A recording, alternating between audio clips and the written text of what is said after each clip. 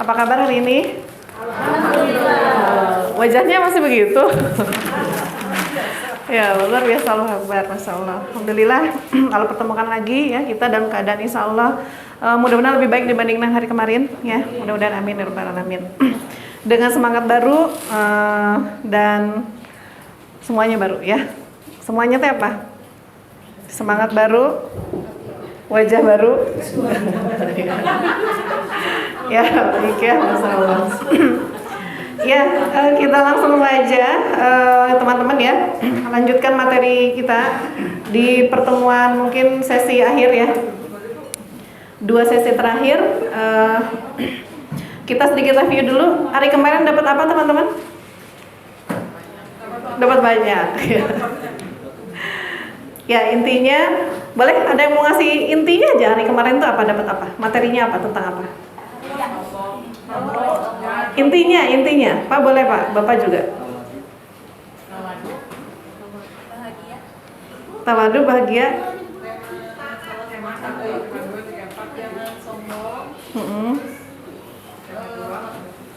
Kita hidup itu tauhid, betul hayawiyah dengan baik dan jangan memilih ilah yang salah.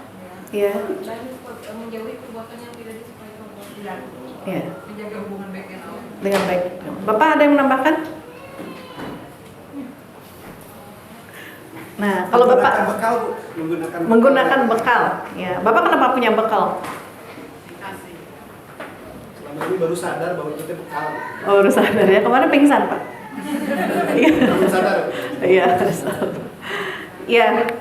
Nah, jadi ketika saya bertanya, teman-teman langsung diam ya. Sebetulnya lagi ngapain? Iya, lagi memproses data ya, yang pernah di indra apa, yang pernah di apa, dapat informasi apa itu diolah, sehingga akhirnya menemukan kesimpulan-kesimpulan. Nah, berusaha teman-teman sampaikan kesimpulan itu apa namanya? Sebuah pemikiran. Ya, hasil berpikir itu adalah pemikiran.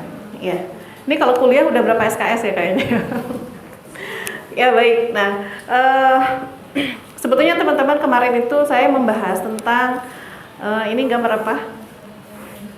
Piramida. Gambar apa? Segitiga. Segitiga lah ya. Ini saya gabungin deh, boleh segitiga. Gabunginnya susah ini. Spidolnya bendelep ya, maaf. Nah, sebetulnya yang sedang saya bahas hari kemarin dan mungkin tadi Pak Karibet juga ya. Ini sedang membahas tentang sebuah kisah. Kisah apa? Kisah cinta segitiga.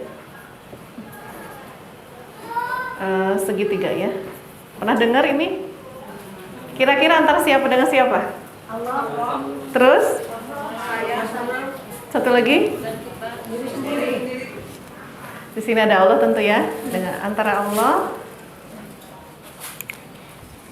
Lalu ada siapa? Kita Ada kita. Kita itu siapa? Hamba. Satu lagi siapa? Ilah lain itu apa? Dunia. Ya. Rumah tangga kita itu cuma salah satu kisah. Bukan sub kisah. Apa dong? Kisah itu suka berseri ya. Kalau sinetron itu ada apa? Episode. Nah, hanya sebuah episode aja dari kisah ini. Kisah besar ini. Ini judul sinetronnya ini ya. Kan katanya dunia itu panggung sandiwara, emang betul sandiwara. Kan yang buat skripnya itu Allah. Nah, itu ada episode-episodenya. Nah, mungkin episode pun ada sub-episodenya gitu ya. Setiap harinya episodenya itu tentu berubah-ubah. Setiap hari, bahkan mungkin setiap detik episodenya berubah. Nah, rumah tangga hanya salah satu di dalam tema subtema episode kisah cinta segitiga ini. Nah, artinya intinya sebetulnya apa? Kita sering salah fokus. Kita pikir masalah kita adalah kita dengan ini. Ya, dengan suami saya, dengan anak saya, dengan istri saya, dengan tetangga, dengan teman, dengan orang tua, dengan siapa lagi? Dengan bisnis saya, dengan apa? Itu kan semuanya dunia, ya. Kita terjebak di sini, cari solusi, terus terjebak di sini. Ya. Sibuk dengan ini, mencari solusi ini, mengejar ini. Ya, mengejar itu tidak hanya sekedar harta ya, tadi mengejar kebahagiaan, ternyata dengan menikah kita pikir bahagia, ya. Dulu sebetulnya teman-teman standar bahagia kita itu berubah-ubah, merasa nggak? Waktu TK kita bahagia kalau apa? Main. Nangis kalau apa? balonnya pecah satu itu nangis, itu usia berapa? 3 tahunan lah ya. Nah, bahagia kita itu kalau kita dapat balon. 5 tahun kalau Dengan mobil-mobilan. mobil-mobilan. 7 tahun Pelangi. sepatu baru. Udah masuk SD, kita bahagia kalau bisa lulus masuk SMP. Habis lulus bahagia nggak? Bahagia ya. Masuk SMP senang. Senangnya berapa minggu? Habis itu gimana? Saya bahagia kalau libur. Saya bahagia kalau bisa SMA. Habis SMA bahagia. Habis itu saya bahagia kalau kuliah. Habis kuliah saya bahagia kalau lulus. Ya. Lulus senang tuh. Oh, saya bahagia kalau skripsinya selesai ya. Setelah selesai lulus bahagia. Habis itu sebentar nggak bahagianya? Paling lama tuh 3 bulan. Saya psikologi bahagia tuh paling lama 3 bulan.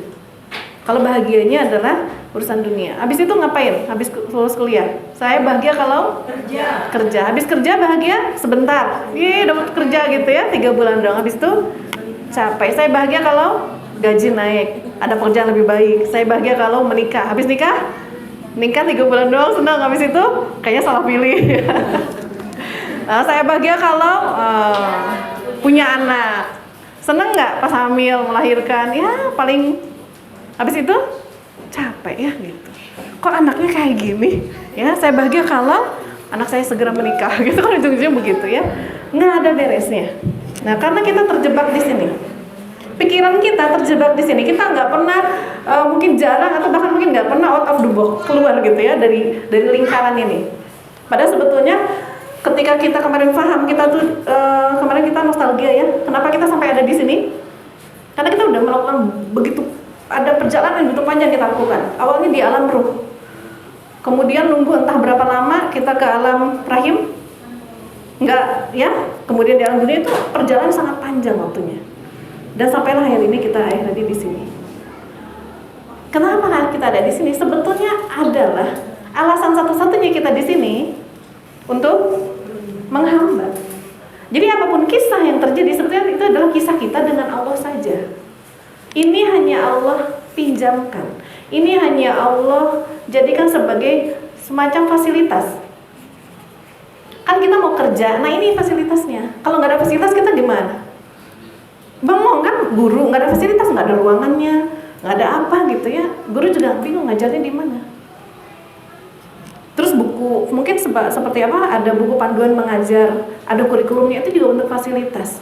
Kalau nggak ada kurikulumnya gimana guru? Ya, nanti seenaknya aja gitu ya. Nah ini dunia itu fasilitas untuk kita bekerja sebagai hamba. Maka tadi skripnya, fasilitas dan Allah siapkan skrip. Awalnya apa? Mungkin pertama pas turun ke bumi kita itu dikasihnya apa? Tubuh ya, secara realnya ya, tubuh. Nah ini tubuh itu sudah bentuk fasilitas.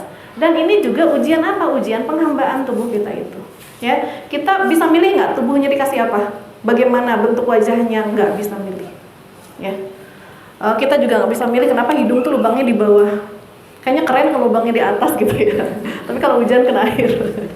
Ya, terus kita nggak bisa milih juga kenapa ini rambut memanjang ya, kuku memanjang, kok gigi nggak memanjang ya misalnya. Sama-sama tulang, rambut dia ini alis nggak memanjang gitu. Coba kalau rambut memanjang, alis memanjang gimana? Pas kita mau ngomong, ya halo gitu ya. Udah atau dikepang teralisnya dulu ya, apalagi bulu matanya gitu. Nah, masya Allah kita nggak pernah bisa menolak, tapi tubuh yang Allah kasih ini tubuh yang terbaik. Ya, kalaupun kita melihat ada yang kata kita cacat, bukan cacat itu kata kita, tapi kata Allah itu terbaik buat dia.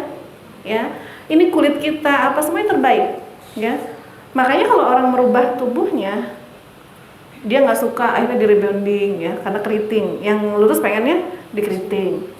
Yang udah putih pengennya eksotis gitu ya, dia gitulah ya, menghitamkan. Yang hitam pengennya putih. Apalagi macam-macam.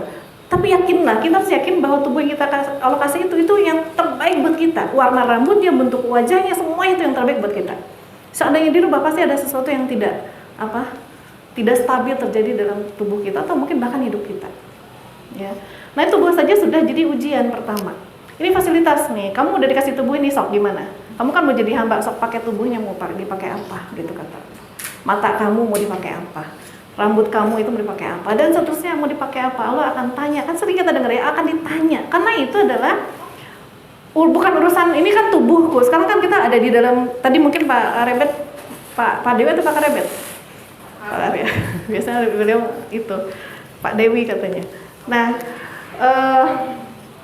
kita sering dengar banget bahwa sekarang di era kapitalis ini kita selalu diopinikan tubuhku milikku, ya kan gitu ya, hak asasi manusia. Sehingga ya terserah aku lah mau diapain tubuhnya, padahal enggak. Tubuh kita itu diapain adalah urusan kita dengan Allah, karena Allah pinjamkan sebagai fasilitas, ya. Jadi apapun yang kita terima di dunia ini itu adalah sebetulnya kisah kita dengan Allah. Terus kita nggak pernah bisa milih lahirnya di mana, orang tuanya yang mana, ya. Kita kadang terjebak, kok orang tuaku kayak gini. Nah sebetulnya bukan itu. Itu adalah kisah kita antara kita dengan Allah. Nih aku kasih orang tua gini, so kamu sekarang mau ngapain? Mau menghamba, mau nyalah-nyalahin. Kalau berarti gini, kalau ibaratnya kalau kita dikasih orang tua yang menurut kita kurang adil, kurang baik, sehingga kita banyak luka gitu ya. Menurut kita kurang. Tapi kalau menurut Allah pas nggak? Pasnya itu dapat yang itu gitu orang tuanya. Ya ada yang kejem banget mungkin orang tuanya, tapi pasnya memang itu. Jadi kalau pasnya itu, berarti harusnya kita mampu nggak menghadapi orang tua seperti itu? Mampu, ya. Kalau dikasih orang tua yang menurut kita baik, oke lah, gampang nggak menghambanya? Gampang banget, ya. Taat, menghormati dan seterusnya, bilwalidain. Tapi kalau dikasih menurut kita kurang baik, kita mau ngapain? Sok kata Allah. Ini antara aku dengan kamu loh, ini aku kasih ujian, ini ujiannya. Sekarang kamu gimana? Terjebak dengan dia atau tetap fokus kepada aku? Kalau fokus kepada aku berarti gimana? Perlakukan orang tuamu seperti maunya aku, gitu kan maksudnya. Jadi sebetulnya antara hubungan kita dengan Allah. Lalu nanti kita mungkin dikasih teman. Kita kadang terjebak dengan teman, masalah kita. Kenapa nangis? Ada masalah sama teman. Sebetulnya masalah dengan siapa? Sebetulnya masalah kita dengan Allah. Berarti mungkin kita bertemannya belum sesuai versinya Allah. Maunya kita tuh bertemannya seperti apa? Berteman karena happy aja, sama-sama punya. Biasanya berteman tuh kenapa? Punya hobi yang sama. Berarti bukan karena Allah. Nanti ketika hobinya tidak lagi sama, bubar. Pada berteman itu gimana? Apalagi bertemannya karena dia sesama muslim. Allah maunya kan gitu. Sehingga walaupun hobinya nggak sama, walaupun dia nyebelin, tapi kata Allah cintailah sesama muslim, maka dia akan mencintainya. Bertemannya karena Allah. Terus begitu, dikasih mainan. Kita pikir apa? Ya terjebak aja dengan mainan tadi gitu ya. Makanya hati-hati ketika kita sebagai orang tua tuh ngasih mainan sama anak-anak. Jangan sampai anak-anak tuh jadi senang dengan dunia gitu, ya. Nah, bagaimana di dalam mainan tuh ada edukasi. Bahkan cari mainan yang memang mengedukasi, gitu ya. So, yang mainan yang mengantarkan terus dia mengingat Allah terus gitu. Bukan berarti mainannya lafaz Allah semua gitu ya. Nggak boleh ada huruf Latin, huruf Arab semua, enggak juga gitu ya. Bisa aja mobil-mobilan, tapi kan kita bisa banyak bercerita tentang Allah dengan mobil tadi gitu, mengenalkan anak. Bukan akhirnya anak sibuk dengan akhirnya punya cita-cita pengen punya mobil mewah kayak gini gitu ya. Jadi ke dunia gitu. Ya. Nah, lalu kita dikasih apa lagi? Banyak dikasih guru, dikasih apa ya, dikasih sakit kadang-kadang sama Allah. Semuanya sebetulnya itu hanya kisah kita dengan Allah. Pas dikasih sehat, bersyukur enggak? Kalau bersyukur gimana? Gunakan sehatnya dalam kebaikan.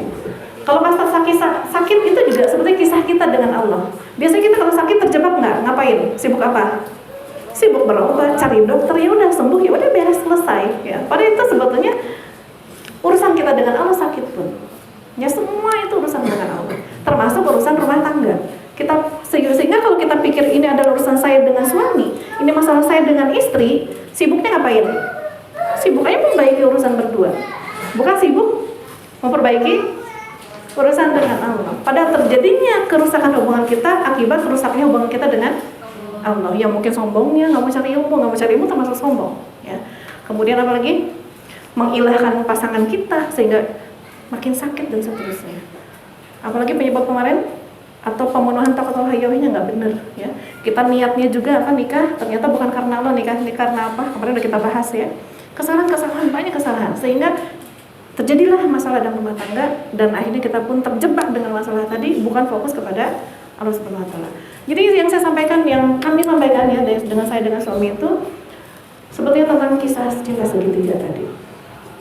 Jadi gimana harusnya dunia jadikan fasilitas untuk mencintainya, fasilitas untuk bisa menghamba kepadanya. Siapapun suami kita, siapapun pasangan kita, coba gimana? Allah maunya gimana kita? Ya, kadang-kadang gini, Allah maunya gimana? Siapapun suamimu taat. Kan kalau istri gitu ya, Perintah untuk istri apa? Ya, untuk istri perintahnya adalah taat. Untuk suami kepada istri apa? Ya, ma'ruf. Seimbang loh itu. Ma'ruf. Dan ini nanti kita bahas ya insyaallah ya. Perintah taat dan perintah ma'ruf itu sudah sangat sesuai dengan kapasitas kita sebagai, kenapa yang ma'ruf itu laki-laki? Kenapa yang diminta taat itu perempuan? Sebagai jenis perempuan itu memang cocok banget disuruh taat, bukan disuruh ma'ruf. Ya, sebagai jenis laki-laki itu cocok banget disuruh ma'ruf. Dan saya kasih info ya ibu semua ya teman-teman, dua hal ini masing-masing itu surganya di situ. Surganya wanita adalah taat, surganya laki-laki adalah ma'ruf. Dan dua-duanya itu dijalaninya gak mudah. Bapak ma'ruf sama istri juga gak mudah. Kenapa? Karena ada ujian lain. Suami dikasih apa? Dikasih jiwa memimpin. Perempuan melayani. Jiwanya itu, ya. Kalau memimpin ujiannya apa? Maunya didengerin, maunya diatur, maunya ngatur, maunya pokoknya aku gitu ya. Sehingga untuk ma'ruf itu ujian banget dengan jiwa. Jadi cenderungnya kalau dia nggak fokus kepada Allah, bagaimana Allah maunya, maka ujiannya adalah susah ma'rufnya. Karena maunya dominan, otoriter. Perempuan, nah begitu juga perempuan. Ya, jiwanya apa? Melayani. Sebetulnya pas melayani dan ini memimpin, melayani. Ya. Nah, jiwa perempuan itu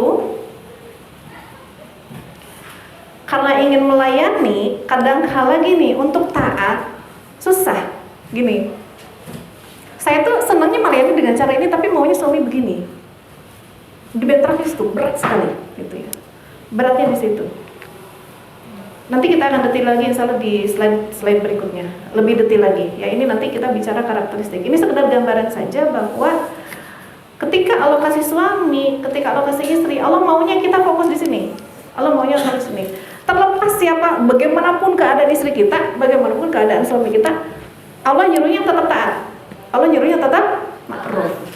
Ya, ma'ruf kalau bagi suami.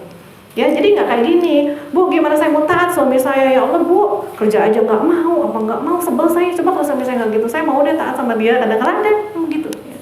Atau suami juga begitu, ya istri kayak gimana dulu yang dimakrufin, dia aja nggak ma'ruf sama saya misalnya gitu ya, dan seterusnya. Padahal ingat kemarin ada pembahasan tentang ilah dalam perbuatan, ya.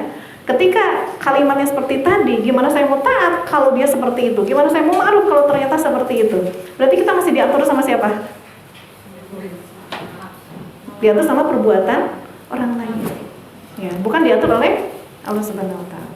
Nah, jadi dikatakan menghamba itu ketika kita memang terus diatur oleh Allah Subhanahu Wa Taala. Kalau kepleset gimana? Nah, kalau kepleset itu wajar, manusia itu sifatnya lemah. Jadi teman-teman jangan berharap pasangan kita itu seperti malaikat. Ayo, pas dia nggak ma'ruf, dikejar-kejar gitu. Pas nggak taat, dikejar-kejar. Kamu dosa, neraka gitu ya. Terus perang apa? Perang status, isinya hadis dalil gitu ya. Video Ustadz Anu, video Ustadz Anu. Ya, atau titip dong, kirimin di grup ya. Biar suami saya denger, biar istri saya baca misalnya. Ya, bukan. Pasangan kita termasuk kita juga punya sifat lemah. Dan Allah juga, Masya Allah ya, Allah itu juga maha tahu, tentu maha tahu ya kita. Dan karena Allah yang membuat kita, menciptakan, kita punya sifat lemah. Maka manusia yang dicintai Allah itu siapa? Bukan yang nggak pernah bikin salah, bukan yang taat terus, bukan yang ma'ruf terus, bukan, karena nggak mungkin ada manusia kayak gitu, ya. Tapi yang Allah cinta itu siapa? Ketika dia kepleset, dia langsung bertobat. Ketika kepleset, dia tobat lagi, kepleset, tobat lagi. Gitu. Berarti gimana? Kalau kita dicintai Allah, pas kita kepleset, segera sadari kalau kita kepleset. Oh tadi nggak taat sama suami, minta maaf. Oh tadi nggak ma'ruf sama istri, langsung minta maaf. Minta maaf sama istri, minta maaf sama Allah. Minta maaf sama suami, minta maaf sama Allah. Ya, terus begitu. Nah jadi kehidupan itu jadi indah kalau kayak gitu. Ya, insya Allah lebih indah, lebih baik. Nah, berarti kita gimana sebagai pasangannya? mudah memaafkan juga. Allah aja memaafkan kalau manusia itu kepleset. Ya, jadi dua-duanya. Yang satu segera minta maaf, yang satu kadang-kadang itu lemahnya itu nggak cepat minta maaf. Ya udah kita cepat memaafkan. Ya jadi gitu. Saling giving dan giving. Ya. Baik, nah itu kesimpulan hari kemarin ya. Kita lanjut materi hari ini. Bismillahirrahmanirrahim. Ya, sesi ke-6. Betul nggak sesi ke-6? Ya ini saya tadi mencoba merunut lagi ya bekal penghambaan. Sebetulnya ada kalau kita klasifikasikan ya. Pertama bekal itu berbentuk taqwatul hayawiyah kemarin ya. Potensi hidup. Ada 3 macam potensi hidup. Ada akal, ada hajatul udhuwiyah dan geriza. Ini boleh satu ya. Jadi satunya ada 3. Kemudian udah 3 bekal nih Allah kasih ya. Dan akal itu karena akal membutuhkan perangkat komponen lain, Allah pun siapkan bekal lain, komponen yang akan mendukung akal itu untuk bisa berpikir. Apa komponennya? Nah ini jasad ya. Di situ ada indera, ada otak untuk mendukung akal bekerja. Ya. Kemudian Allah siapkan juga bumi sebagai fakta yang bisa kita indera ya, manusia, alam dan kehidupan. Kemarin udah kita bahas. Ya ini boleh 1, 2, 3, 4, 5 ya dijadiin nomor 5 boleh. Kemudian apakah cukup manusia itu ketika dikasih bekal sehingga mereka itu ngerti bahwa dunia akan menghamba? Ingat kalau dunia itu menghamba belum tentu cukup ya. Banyak udah dikasih akal, udah dikasih ini nih semua manusia, tapi mereka belum ngeh juga, belum sadar juga kalau mereka tuh di dunia untuk menghamba. Sehingga Allah kasih bekal berikutnya. Apa bekal berikutnya? Apa ini? Isadul bayan. Fungsinya apa? Di akal isadul bayan itu fungsi untuk apa? Ada 4 komponen akal. Ingat, ada fakta, indera, otak, sama informasi. Berarti ini berfungsi sebagai apa? Informasi bagi akal, ya. Oh, kayak kemarin kalau mau makannya gimana? Ya. Informasi dari sini. Tuhan itu siapa? Dapat informasi dari sini. Kita tuh di dunia mau ngapain? Dapat informasi dari sini. Apalagi teman-teman mau tidur, gimana cara tidur? Informasinya di sini dan seterusnya. Berarti Isadul bayan ini Al-Quran dan Sunnah selain untuk fungsinya sebagai informasi bagi akal, dia berfungsi untuk apa? Sebagai standar dalam pemenuhan ini dan ini. Ya, bagaimana memenuhi hajat udhuwiyah? Lihat ke sini. Bagaimana memenuhi geriza? Lihat ke sini. Ya. Nah, apakah cukup ketika diturunkan Nabi dan Rasul semua manusia kembali beriman? Ternyata tidak. Berarti butuh bekal berikutnya. Apa itu? Taufik. Ya. Nah, ini bekal penghambaan. Setidaknya segini. Ya, setidaknya ini bekalnya. Kalau mau dirinci lagi bekalnya begitu banyak dari Allah Subhanahu wa taala, ya. Nah, itu teman-teman ya. Sehingga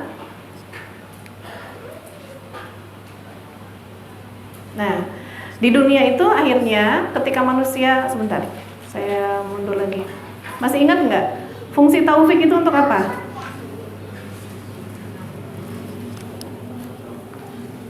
Taufik itu diberikan di kondisi apa? Taufik kemarin terbahas nggak ya? Saya lupa. Ada sih slide-nya. Taufik itu fungsinya ketika dia kafir jadi beriman. Seperti kisahnya siapa? Umar bin Khattab ya. Jadi dia tuh dapat taufik, tadinya dia kafir, Allah kasih taufik, akhirnya dia jadi beriman. Dan taufik itu dibutuhkan setelah beriman. Beriman menjadi taat. Ya, kita butuh taufik. Kita udah beriman nih, butuh taufik lagi untuk ringan dalam ketaatan. Pas kafir butuh taufik agar dia ringan untuk beriman kepada Allah. Ya, jadi fungsi taufik ada 2. Nah, ini teman-teman. Kita udah belajar nih Quran, udah sering kajian, kok susah praktek, berarti belum dapat taufik. Nah, biar ringan dalam taat kita butuh taufik. Maka dikatakan taufik itu secara bahasa artinya hidayah kecukupan. Jadi dengan taufik ini cukup dia pasti saleh. Pasti dia masuk surga dengan taufik itu. Ya, baik. Nah, lalu akhirnya ternyata di dunia dibagi 2 manusia itu, ada yang beriman dan ada yang tidak beriman. Tetap aja ya, walaupun Allah sudah kasih bekal-bekal ini, tidak semuanya beriman. Karena mereka karena yang mahal tuh ini, yang semua ini gratis ya. Ini mahal. Tidak semua manusia mengupayakan dapat taufik. Itu masalahnya. Ya. Itu masalahnya. Sehingga mau tidak mau kita lihat fakta bahwa manusia terbagi dua, ada yang beriman dan ada yang tidak beriman. Nah, yang beriman diminta sumpah lagi. Nah, ini sumpahnya sudah dibahas ya kemarin. Nah, sumpahnya ini bahwa kita hanya akan, nah ini berarti ini urusan hati teman-teman. Ya, urusan hati.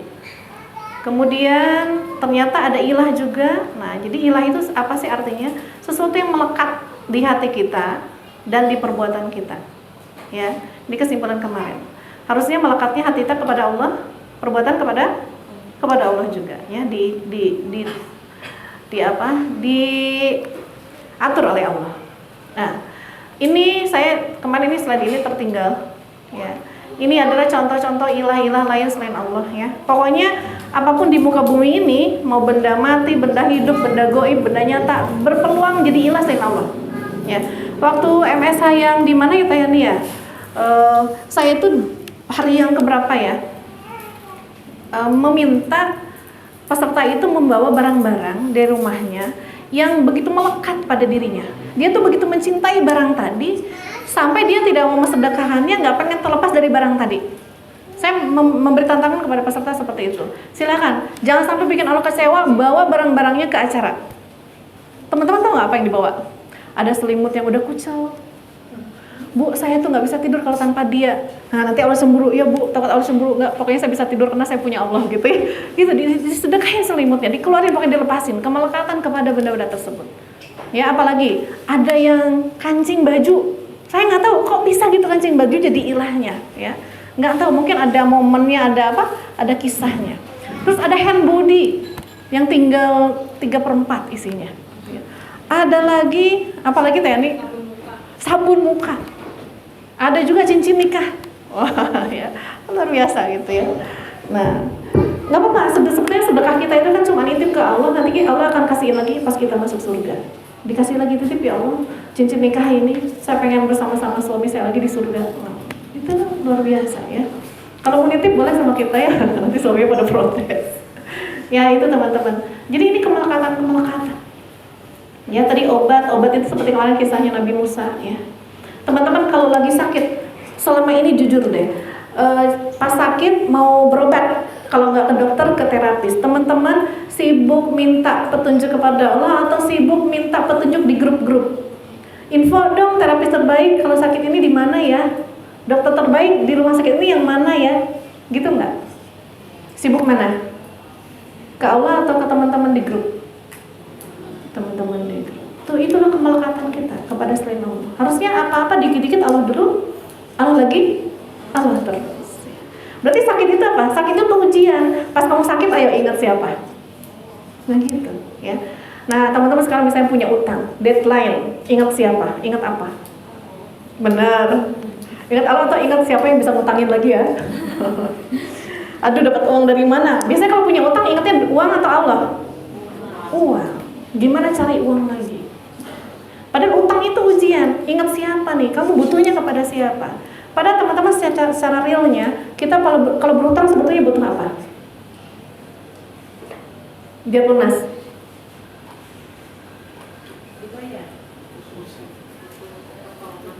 Realnya. Kalau punya utang, realnya butuh apa? Butuh uang. Itu real ya. Kalau pengen punya rumah, realnya butuh apa? Pengen umroh haji? Pengen apa lagi? Pengen keluarga sakinah, mawaddah warahmah, butuh apa? Butuh Allah atau butuh ilmu? Hakikatnya butuh Allah. Realnya? Realnya. Berarti real itu secara fakta kita butuh apa? Ibu, tadi ibu nyebut Allah, yakin nggak? Secara realnya butuh Allah atau butuh apa? Butuh pertolongan Allah. Tapi kok nggak yakin gitu sih? Ya, mohon maaf kalau menurut saya, realnya kita butuh Allah aja. Real, itu yang real. Karena Allah itu buat saya real. Allah itu nyata buat saya, ya. Butuh Allah. Karena kita lihat fakta nih, kita lihat fakta. Kalau hutang butuh uang, betulkah semua yang lunas hutang karena ada uang? Enggak. Kalau rumah butuh uang, betulkah secara fakta semua yang punya rumah karena dia punya uang? Umroh haji butuh uang, betulkah umroh haji butuh uang? Ada nggak yang punya uang nggak berangkat tapi nggak punya uang berangkat? Berarti secara realnya sebenarnya kita butuh apa? Butuh Allah. Ini yang kita tekankan. Karena kalau kita pikir hutang butuh uang, maka kita sibuk apa? Cari uang, bukan cari Allah, bukan cari pertolongan Allah. Paling sesekali dong, itu juga kalau udah nggak ngantuk ya, karena seharian udah sibuk bisnis cari uang. Itu juga kalau nggak ngantuk nanti tahajud. Atau pas mau tahajud, kan Allah juga tahu saya udah berjuang siang hari, jadi nggak apa-apa deh nggak tahajud. Kadang-kadang gitu. Nah ya, jadi terjebak. Nah ini kembali, hutang menjebak kita. Ini hutang itu dunia juga sebetulnya. Rumah dunia, apapun dunia, ini semua dunia kita terjebak. Nah termasuk kenapa sekolah saya masukkan ke dalam ilah selain Allah. Karena banyak orang tua begini, ibu kenapa stres? Bingung saya tuh bu, kenapa anak nomor 1 masuk SD, nomor 2 SMP, nomor 3 SMA. Kenapa? Bingung saya nggak ada uangnya. Ada sih bu yang gratis, tapi kan ibu tahu sendiri sekolahnya kayak gitu. Saya tuh pengen masukin anak saya ke sekolah IT atau ke pesantren, tapi mahal bu, dia stres akhirnya. Nah tanpa sadar sebetulnya kalau di bahasan tauhid, ini kan pembahasan tauhid ya. Stresnya kita dalam kondisi itu adalah stres kekufuran, ya. Kekufuran tuh maksudnya begini. Kita pikir tanpa kita sadar, kita pikir anak kita bisa soleh itu kalau masuk pesantren. Kalau nggak masuk pesantren, wah gimana bisa soleh? Kita pikir begitu. Secara fakta, apakah masuk pesantren pasti soleh? Yang tidak di pesantren tidak akan pernah soleh? Enggak juga. Banyak nggak yang tidak pesantren tapi soleh? Yang di pesantren malah kacau. Harusnya menggantungkan kesolehan kita kepada siapa? Kepada Allah. Ketika memang kita udah berupaya nggak bisa masuk di pesantren karena mahal, IT juga mahal, ya sudah, apa yang Allah mudahkan kemana? Ternyata sekolah biasa, ya udah bismillahirrahmanirrahim. Ya Allah titip anak saya. Saya nggak butuh sekolah, nggak butuh saya butuh engkau untuk mensolihkan anak saya. Jadi jangan sampai pas masukin pesantren terus kita yang tenang. Tenangnya harus kepada siapa? Ingat, salah satu makna ilah adalah tenangnya kepada Allah, bukan tenang udah nitipin di sekolah. Akhirnya karena kita merasa sekolah yang bisa mensolihkan anak kita dan udah bayar mahal, ketika anak kita belum solih, yang terjadi apa? Sekolahnya disalahin, guru-gurunya disalah-salahin, dimarah-marahin. Jadi sekarang tuh adab juga jadi hilang. Guru sekolah adalah dianggap sebagai pekerja, bukan sebagai orang yang dimuliakan. Udah jadi semua kacau semua jadinya. Akibat kita tidak fokus menghamba kepada Allah. Akibat tidak mengilahkan Allah SWT. Training juga bisa jadi ilah. Kenapa? Coba ya suami saya ikut training ini, kayaknya bagus banget. Coba istri saya, anak saya, akhirnya setelah ikut training nggak berubah. Apa kalimat orang tua atau mungkin pasangan kita? Mana udah ikutan training, kok masih gini-gini aja? Kamu udah masuk pesantren mahal, kok nggak ada berubah-berubahnya? Gitu. Karena kita menggantungkan semuanya kepada training, sekolah, pesantren dan seterusnya. Dan itu kalimat yang tolong jangan dikeluarkan. Kita sama pasangan kita itu menyakiti loh. Terhadap anak kita juga itu nyakitin. Harusnya begini. Kalimatnya harusnya kita mindset tidur bah, bukan begini. Kamu ya udah sekalian mama nggak berubah-ubah juga. Tapi kadang-kadang tuh godaannya pengen ngomong gitu. Ya berarti kita belum ikhlas karena Allah sebetulnya ya. Harusnya kalimatnya diberubah gini. Ya Allah bersyukur ya nak, masya Allah ya. Untung kamu masuk pesantren. Untung istri saya, untung suami saya tuh rajin itu ikutan training. Coba kalau enggak, mungkin lebih parah dari ini. Harusnya mikirnya gitu. Udah masuk pesantren aja masih gini, apalagi kalau enggak gitu. Mikirnya sih begitu, ya. Jadi jangan jangan bergantungan kepada atau konsultan. Pede kalau bisnisnya ditemenin konsultan. Pede. Padahal Allah nemenin terus kok nggak pede ya. Bayar konsultan mahal, Mbak. Nah, jadi memang pisahkan antara bab ikhtiar dan bab hati. Nah, kalau bab ikhtiar teman-teman ini detail banget di healing ya, di acara MSH. Jadi saya nggak bahas di sini. Jadi silahkan kalau mau detail kita ngadain lagi khusus metode self healing ya, tentang self healingnya. Nah ini singkat cerita, inilah ilah-ilah selain Allah, dan ilah dalam perbuatan itu banyak ya, tidak hanya ucapan orang. Kadang-kala kita diatur siapa? Hawa nafsu. Kadang-kala diatur siapa? Hukum buatan manusia, diatur sama demokrasi, kapitalisme. Mungkin tadi udah dibahas ya sama di sesi pagi. Kadang kita diatur sama syaitan. Inilah ilah-ilah selain Allah. Ya, harusnya kita diatur oleh Allah Subhanahu wa taala. Ya. Sehingga makna syahadat adalah penegasan kita untuk menjadi hamba sebetulnya. Ya. Nah, ini penegasan bahwa kita akan menjadi hamba. Inilah makna syahadat kita. Dan ini sesuai. Kenapa kita diturunkan di bumi? Karena kita pernah bersumpah mau jadi hamba. Dan ternyata makna syahadat adalah kita menegaskan lagi bahwa kita akan jadi hamba, meniadakan kemelekatan kepada seluruh isi dunia.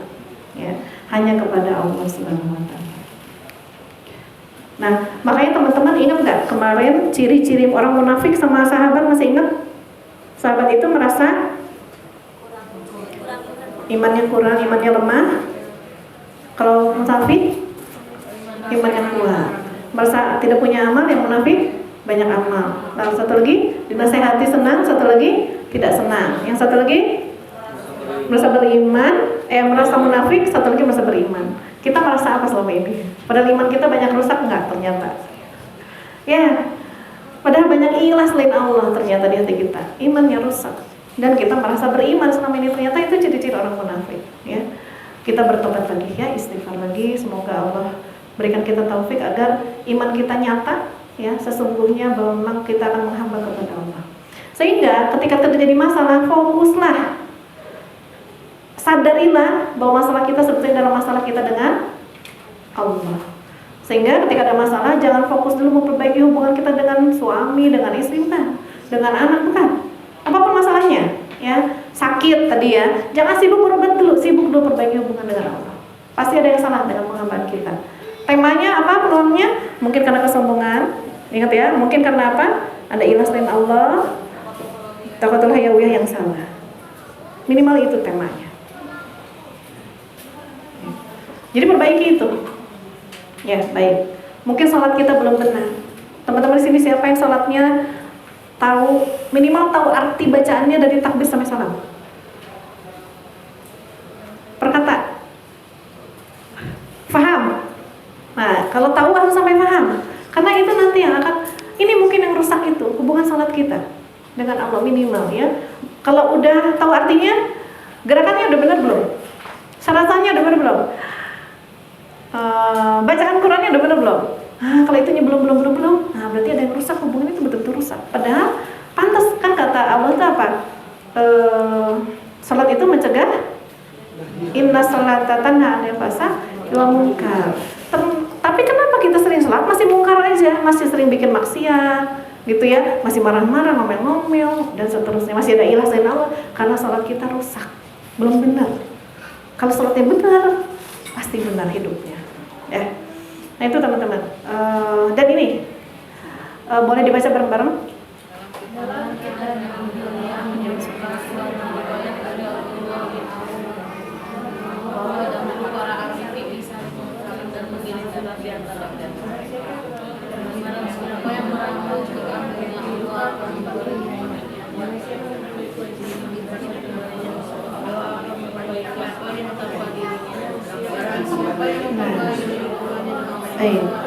Nah, inilah rumus hidup. Rumus hidup dari pemilik kehidupan. Kita suka sok tahu, merasa seperti Tuhan, kita bikin rumus sendiri. Sibuknya yang mana? Perbaiki hubungan dengan manusia.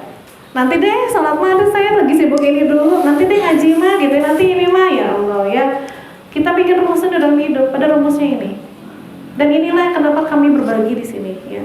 Termasuk Teh Yani ya, teman-teman panitia di sini itu adalah orang-orang yang insya Allah kami terus praktekin ini, berusaha, walaupun praktek ini tuh kadang-kadang jatuh bangun ya, nangis, darah dan air mata, pokoknya bayarannya mahal banget gitu. Kadang-kadang nggak nyaman ya, nah teman-teman. Tapi ketika terus fokus ke sini, masya Allah, Allah bukakan jalan keluar tuh yang begitu luas. Bahkan seringkali nggak ada ikhtiar sama sekali.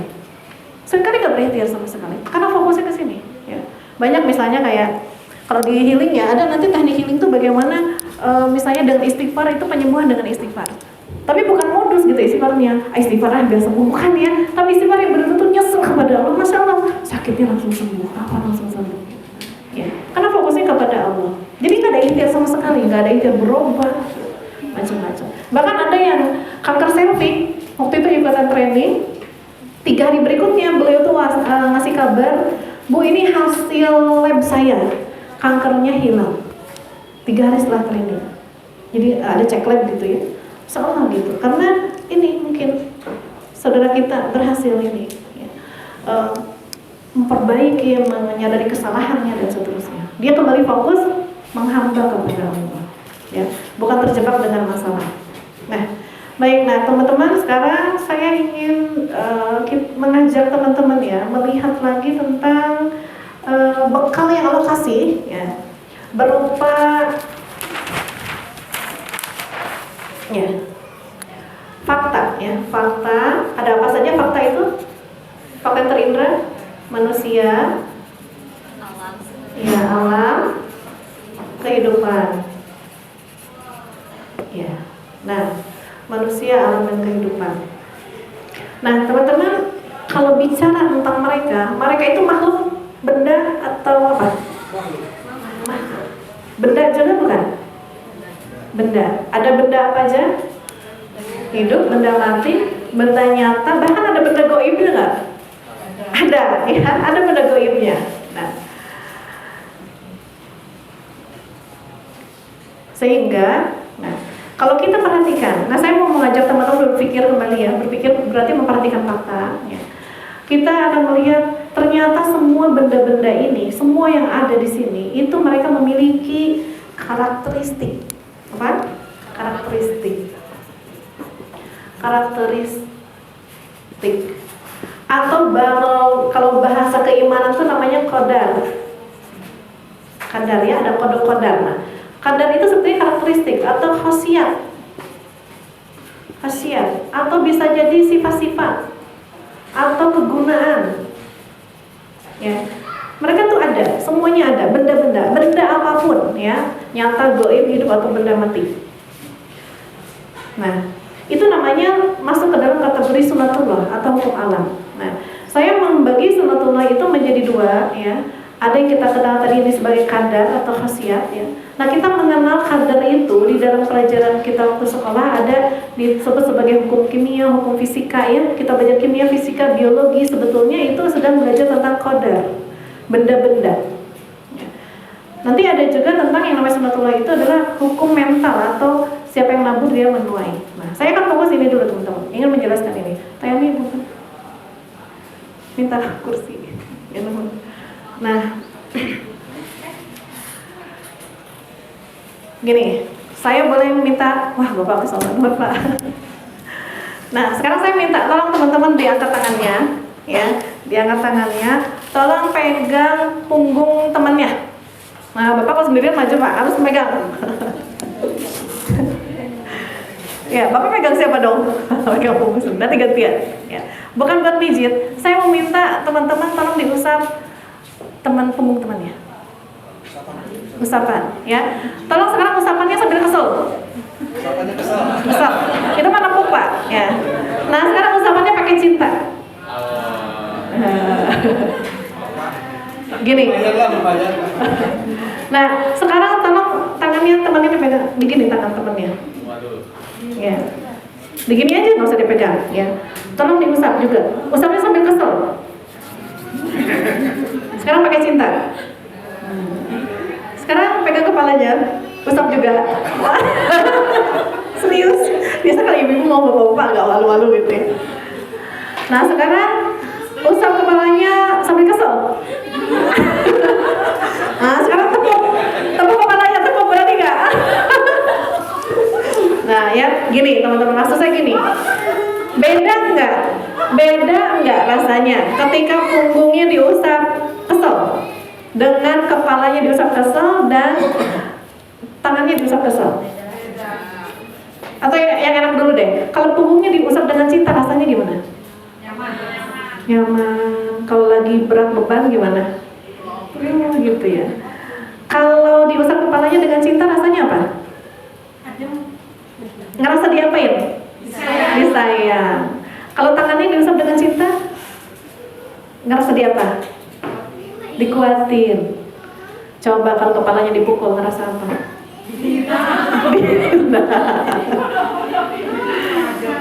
Punggungnya dipukul, tangannya dipukul, atau pipinya dipukul.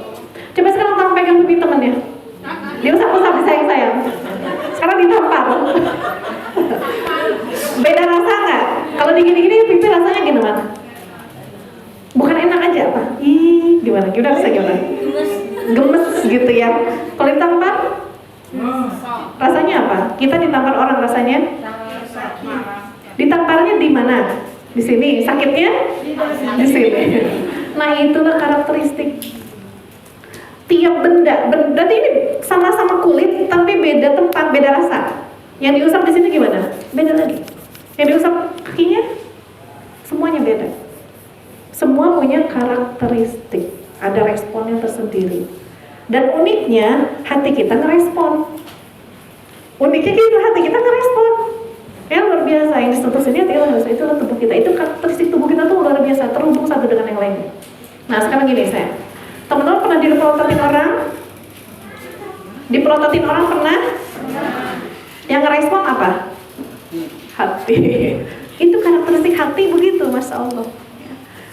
Nah, itu ya teman-teman, itu karakteristik. Hati berarti karakteristiknya apa? Bisa merasakan sesuatu, ya. Dia kenapa merasakan? Karena akhirnya merespon sesuatu.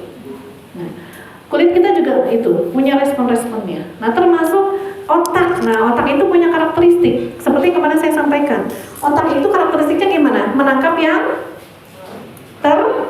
tersurat atau tersirat? Nah, otak itu menangkap yang tersirat. Gini misalnya. Tadi saya ingin kaitkan dengan karakteristik laki-laki dan perempuan. Nah ini, ya karakteristik laki-laki ini juga karakteristik dia tuh memimpin. Itu karakteristik yang Allah berikan kepada khusus laki-laki. Memang punya jiwa memimpin. Jadi kalau ada perempuan punya jiwa memimpin atau laki-laki nggak punya jiwa pemimpin, biasanya kena pola asuh. Ya bisa berubah, kan jiwa ini bisa berubah, ya bisa berubah. Nah, karakteristiknya karena nih saya contohkan tadi ya, otak laki-laki dan perempuan sama-sama punya otak. Nah, tapi otak laki-laki dan perempuan juga ada perbedaan sedikit dari sisi karakteristik. Karena dia kaitannya dengan memimpin ini. Nah, jadi di sini siapa ibu-ibu yang suka ngingetin atau nasihatin suaminya? Angkat tangan. Angkat. Respon bapak biasa gimana? Nerima, marah, bilang kita sok tahu, atau gimana? Atau dia marah? Atau datar? Datar itu sekarang atau dari awal-awal dia datar? Nggak pernah marah? Tapi dia melakukan nggak apa yang mau kita inginkan? Itu. Coba, bapak kalau mau jujur pas istri ngasih tahu bapak rasanya gimana? Enak. Ngerasa jatuh nggak pak? Kurang lebih begitu. Karena punya sifat ini, otaknya bukan nangkep. Bukan nih, saya baik ketawa, kita saling mengingatkan. Pak, ayo kita sholat berjamaah di masjid. Pak, perbaiki bacaan sholatnya. Pak, ayo kita ngaji. Itu kan nasihat yang baik, Bu. Nah, gitu ya. Seorang istri saya begitu. Tapi mohon maaf, otaknya laki-laki bukan menerima begitu. Mereka menerimanya kita tuh mendikte. Kita itu, kamu kok gitu banget sih sebagai laki-laki gitu loh, ya. Kurang lebih menerimanya begitu. Sama termasuk misalnya gini, bapak nih, istri itu melayani nih Pak. Bapak pernah nggak ngasih tahu istri atau mungkin bukan ngasih tahu atau meminta sesuatu sama istri? Misalnya, Bu, bisa nggak itu agak rapi dikit nyetrikanya? Bu, bisa nggak? Bisa agak apa nih? Tapi istrinya jadi marah. Ya, karena itu otaknya tetap menerimanya tuh bukan apa yang kita minta, tapi menerimanya, oh berarti aku nggak bener, nggak becus ngelayaninnya ya gitu. Jadi dia nggak terima, biasanya sedih, nangis atau marah, ya atau ya kamu aja kerjain sendiri, nanti ujungnya begitu, ya. Karena otaknya menangkap yang tersirat. Kita meminta sesuatu, nangkapnya, oh aku berarti nggak becus, ya. Kita juga nasehatin, nangkapnya, oh berarti aku nggak bener. Aku itu, jadi seolah kalau kita nasehatin tuh ibu-ibu ke bapak-bapak tuh jadi seolah ibu-ibu udah di atas. Padahal yang sudah di atas siapa? Jadi respon alaminya memang nggak terima. Kadang-kadang ini kasus seperti ini, bahkan kemarin terakhir tuh sampai bercerai. Kasihan juga sebetulnya. Jadi istrinya tuh gini, istrinya baru hijrah, ya baru hijrah, suaminya belum hijrah. Hijrahnya tuh cepet banget gitu, maksudnya habis begitu sadar, langsung kajian, langsung apa, berubahnya tuh drastis banget.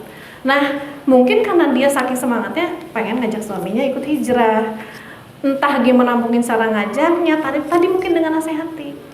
Suaminya akhirnya marah, nggak terima, walaupun istrinya udah berubah, udah berhenti menasehati, udah minta maaf sampai dengan segala cara, marah, nggak mau.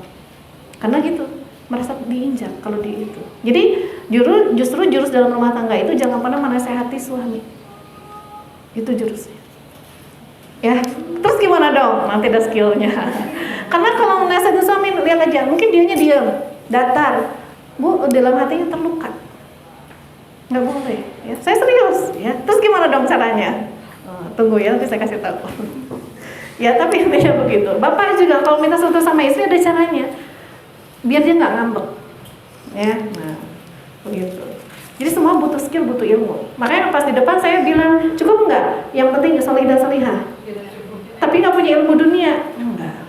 Ya ini ilmu dunia, harus kita pelajari. Ya. Nah, kemudian terkait karakteristik. Nah, karakteristik kertas apa kira-kira? Tipis, kena, ya, terus mudah sobek. Kalau dimakan mengenyangkan nggak? Iya. Nah, begitu. Jadi kan ada karakteristiknya. Kalau dia karakteristik air apa? Air basah. Terus mengalir di tempat yang tinggi, tempat yang rendah itu karakteristiknya. Terus apa? Tempat yang datar apa? Selalu permukaannya selalu datar ya.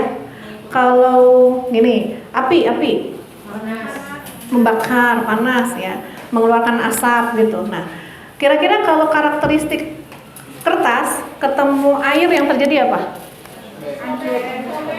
Yang kalah siapa? Kertasnya. Api ketemu air, yang kalah? Belum tentu, tergantung. Nanti nah itu karakteristik juga, apinya sepanas apa, airnya sedingin apa. Itu karakteristiknya berbeda. Kan ada juga apa namanya di dalam laut itu lava kan, gunung berapi dalam laut itu ada. Tapi ternyata tetap panas. Nah, jadi belum tentu. Jadi karakteristik, termasuk teman-teman sebetulnya tentang karakteristik ini udah sering banget memainkan, gitu ya. Kalau bikin nasi uduk, karakteristik apa yang bertemu? Nasi, santan, telur, nasi uduknya belum sama gitu ya.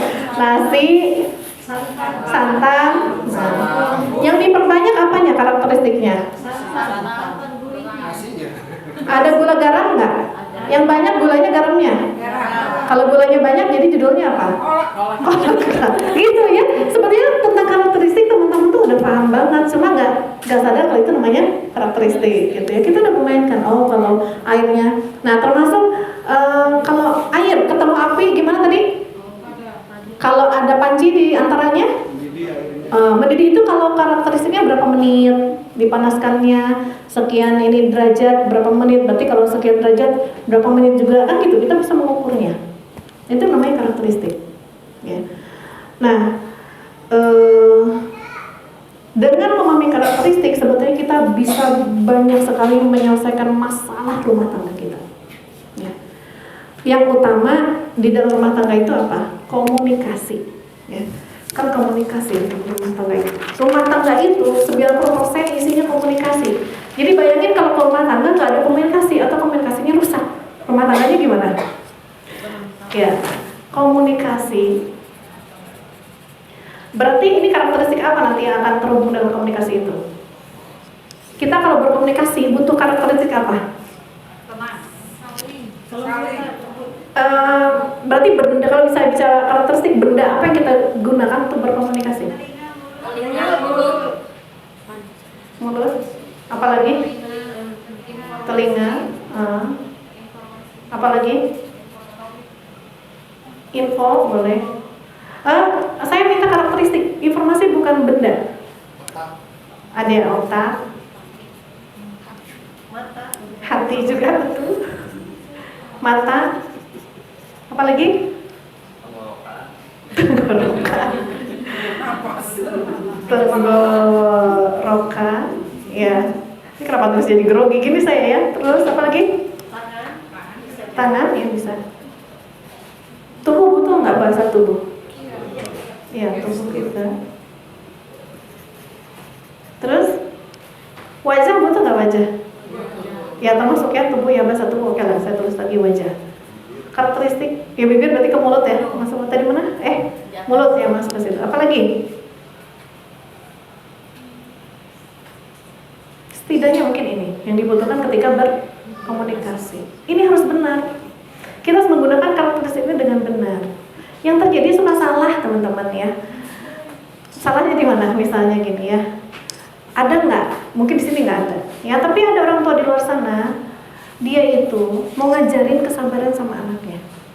Kira-kira lo ngajarin kesabaran, bahasa tubuhnya kayak gimana? Yang terjadi biasanya gimana? Bisa sabar nggak? Oh, jadi sabar itu melotot. Jadi anaknya melotot. Kan katanya disuruh sabar, kan sabarnya kayak gitu. Nggak sinkron itu, komunikasinya nggak jalan. Akhirnya otak anak nerimanya apa? Hah? Marah. Otak anak tuh nerimanya marahnya, dan akhirnya apa? Otaknya nerimanya apa? Aku tidak disukai.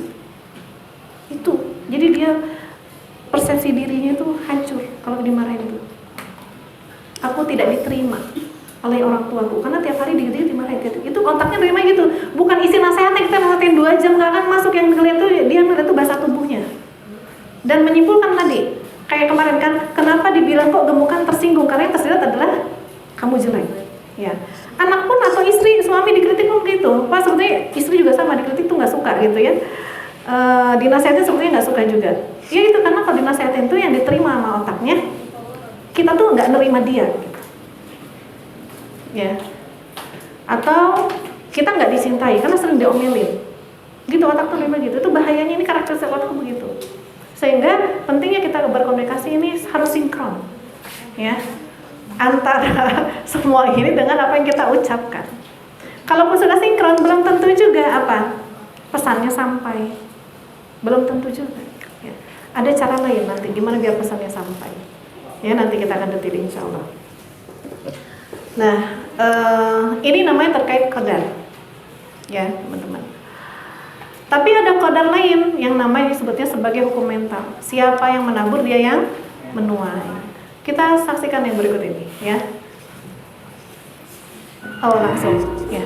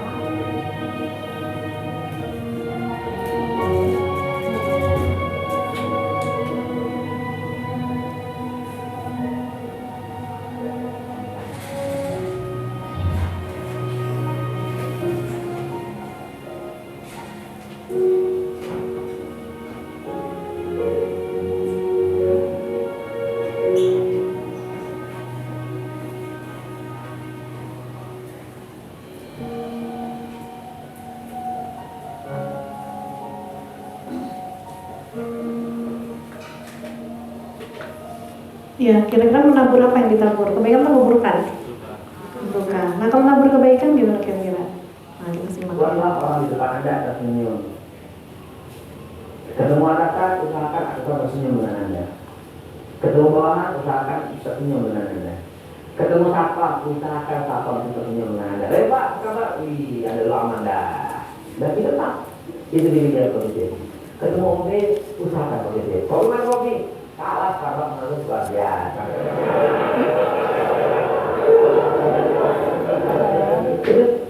Ketemu istri di rumah, bangun tidur positif lah. Alhamdulillah. Kok hari ini senang banget? Apa aja. Yang penting positif. Saya bersumpah tiap hari kan gitu. Tiap hari gitu. Tadi pagi dia sahur, tapi dia belum sahur kan masih bangun tidur kan. Saya deketin mulutnya gue cium. Apaan sih? Kenapa nih? Kenapa nih? Enggak, gue bingung malu. Kenapa? Lu bangun tidur aja mulut lu masih wangi.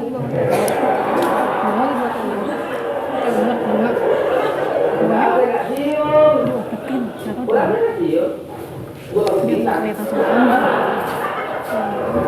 Saya cuma menghiburnya. Kenapa? Karena saya harus isi.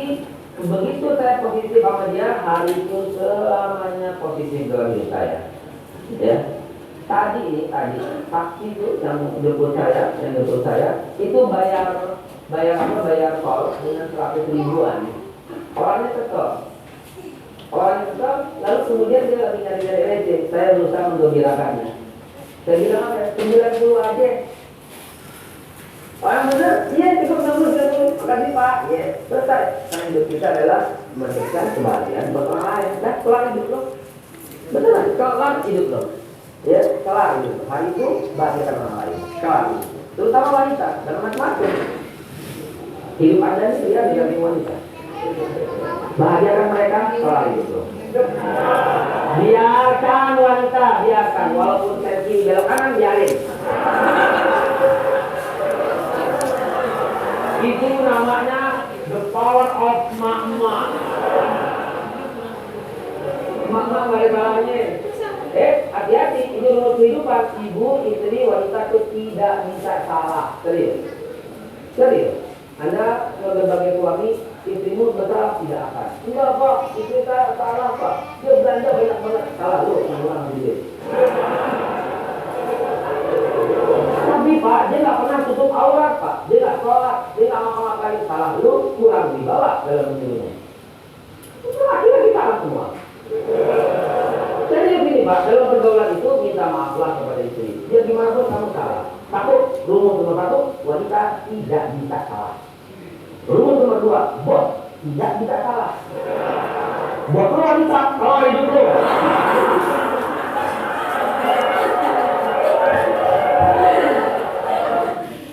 Iya, kebayang nggak rumah tangga kita gimana selama ini? Ya, kenapa panas kita mungkin yang nabur ya. Ya, kalau Adam kita juga yang naburnya. Coba pagi-pagi biasanya yang udah punya anak aktivitas pagi ngapain? Hah? Iya ngapain? Realnya bangunin anak kayak gimana? Udah panas. Kira-kira anak dibangunin kayak cara gitu gimana? Udah negatif aja ke semuanya gitu. Ya, udah ngeliat senyum ibunya, ayahnya, ya, dan lain-lain. Ada sang ibu yang suratnya begini, sedih katanya, anak itu nggak pernah ada yang senyum sama saya. Katanya. Terus ditanya, lah ibu sendiri suka senyum nggak sama anak-anakku? Enggak. Karena ibunya mungkin penuh kesedihan, entah dengan ayahnya atau gimana, berharap anaknya senyum, nggak senyum, ya kita yang memulai gitu, ya. Tapi jangan senyum-senyum sendiri juga, ya. Ya kita yang memulai. Dan itu kan pasti nggak nyaman. Kesel sama suami kita mulai senyum, kesel sama istri kita mulai dengan senyuman, tetap ma'ruf gitu. Itu luar biasa ini energinya gitu, ya. Tapi kita seupayakan kalau kita mau bahagia, ya. Bahagia itu kapan? Ending, ya. Happy ending. Jadi bekerja keras dulu, ya. Nah pelan-pelan. Ingat ya kemarin saya mau membangunnya berapa? 25 tahun, ya. Nah jadi baru berani berbagi walaupun belum nggak ada yang sempurna, ya. Nah itu teman-teman. Jadi ada juga kisah begini, mungkin pernah mendengar ya. Ini kisahnya nggak tahu nyata atau enggak, cuma guru saya menyampaikan begini. Jadi ada seorang istri gitu ya, seorang wanita, dia itu punya mertua, pokoknya dia mungkin serumah dengan mertuanya dan kerjaannya itu memang berantem, saling menyakiti itu dua-duanya, dua-duanya merasa tersakiti dua-duanya. Nah karena nggak tahan si istri ini, akhirnya dia datang ke orang pintar. Ya. Kalau orang datang ke orang pintar dia berarti bodoh. Ya. Datang orang pintar pokoknya curhatin mertuanya, pokoknya saya udah nggak tahan lagi, saya sakit hati, saya pengen mertua saya habis, membunuhnya lah. Gitu ya. Tolong kasih saya tahu caranya. Nah si orang ini, begini Bu, boleh saya bantu katanya. Tapi kalau mertuanya langsung mati, nanti orang curiga. Ini saya akan kasih sebuah ramuan, yang ramuan ini akan membuat mertua ibu mati pelan-pelan dalam 30 hari. Tapi syaratnya, ibu harus memberikannya sendiri, ya. Dan biar dia nggak curiga mertuanya bagaimana, ibu memberikannya dengan senyuman. Mertuanya mau ngomel, mau mengkritik, ibu tetap tersenyum aja, ya. Biar dia nggak curiga, pokoknya layani, sediain makanannya, nanti tetesin di makanannya selama 30 hari, ya. Nah hari pertama biasa mertuanya ngomel-ngomel, menjatuhkan, mengkritik, menjatuhin, macam-macam ya gitu. Dia senyum, karena ingat, karena pengen mati mertuanya dia ingat, senyum, dengerin, jangan membantah. Pokoknya kalau kamu semuanya sekuat tenaga tahan, jangan membantah sedikit pun gitu ya. Nah setelah seminggu, terus kan ditetesin. Nah ternyata intensitas mertuanya yang kritik mulai berkurang, ya. Setelah minggu 3 mertuanya mulai bisa tersenyum, mulai bisa ngobrol tenang. Nah mulai minggu keempat dia mulai panik, ya karena dia terus netesin. Mungkin dia masih curiga, kayaknya suami mertua aku inilah, ya nanti dia gitu lagi ya, terus netesin. Tapi pas minggu keempat dia panik, datanglah ke si orang pintar tadi, Pak, tolong saya, ternyata mertua saya itu baik banget, gitu ya. Tolong minta penawarnya, nggak bisa Bu, gitu ya kata si tabib. Oh nangis dia, saya salah, ternyata mertua saya baik banget. Nah, tapi akhirnya setelah lihat nangis-nangis nyesel-nyesel, si tabibnya bilang, si orang kita bilang, Bu, sebetulnya saya kasih cuma vitamin.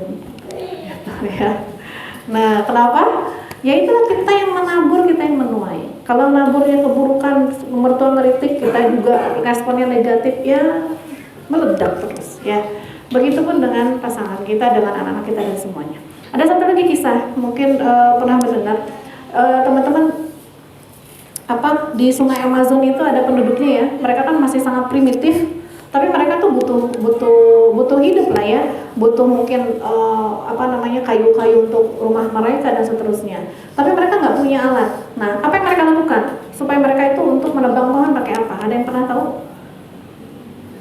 Nah, ternyata mereka itu kalau mau menebang pohon, mereka akan berkeliling semuanya, berkeliling di pohon itu, dan setiap hari pohon itu dicaci maki, dimarahi, dihina.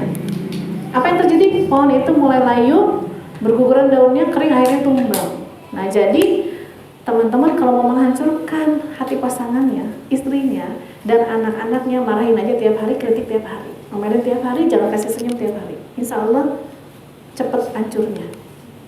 Nah itu ya. Dan ini yang lebih fatal lagi, ketika kita melakukan sesuatunya dengan tidak cara yang Allah maui, tadi bahkan dengan marah gitu ya, kita nasihatin dengan marah, dengan kesal. Pertama secara niat dapat nggak? Niat karena Allah. Cara karena Allah dapat nggak? Niat itu mungkin salah juga kan, niatnya mungkin awalnya pengen nasihatin, niatnya udah betul ya, tapi caranya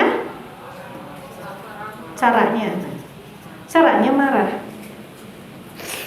Dan bahkan bisa jadi ketika kita marah, niat kita udah berubah. Itu seperti kisahnya Ali bin Abi Thalib. Ali bin Abi Thalib ketika mau membunuh seorang kafir, orang kafir itu meludahinya. Terus Ali tidak jadi membunuh. Kenapa kau nggak jadi membunuh? Aku takut, aku sekarang membunuh karena aku tersinggung. Nah sekarang cek selama ini, kita marah benar-benar karena Allah atau karena kita pengen didengerin, karena kita kesal nggak didengerin. Nah itu, niat aja udah rusak, apalagi caranya. Harus benar. Rasulullah nggak pernah mencontohkan mendidik itu dengan marah ya. Bahkan ada satu kisah Abu Bakar pernah didatangi seseorang, orang itu mencaci maki Abu Bakar. Tapi Abu Bakar terkenalnya apa? Sabar ya, sabar, didengerin. Dan biasanya kalau orang lagi kesel, lagi marah, orangnya sabar, naik nggak intensitas marahnya? Naik ya, dinaikin cacian makinya sampai satu titik Abu Bakar akhirnya membalas, nggak tahan juga, ya. Mungkin kena titik lemahnya, ya.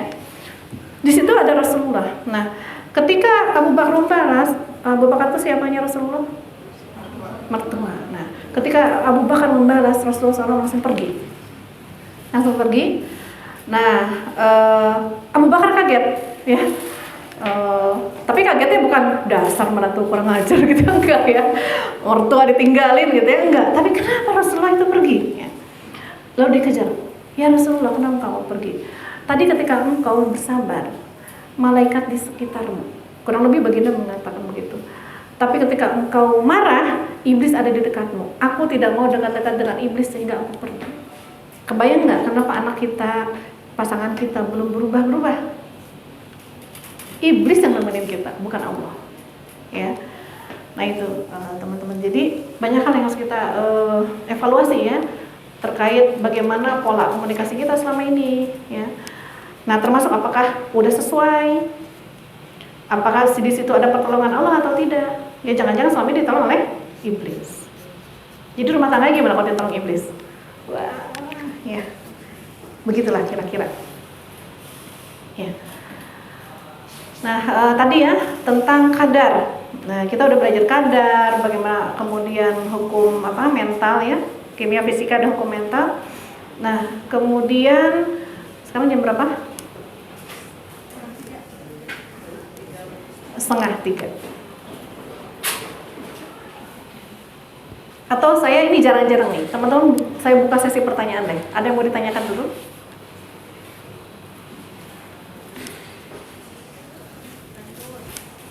Nah, lagi diam tuh lagi loading, lagi ngolah data. Silakan.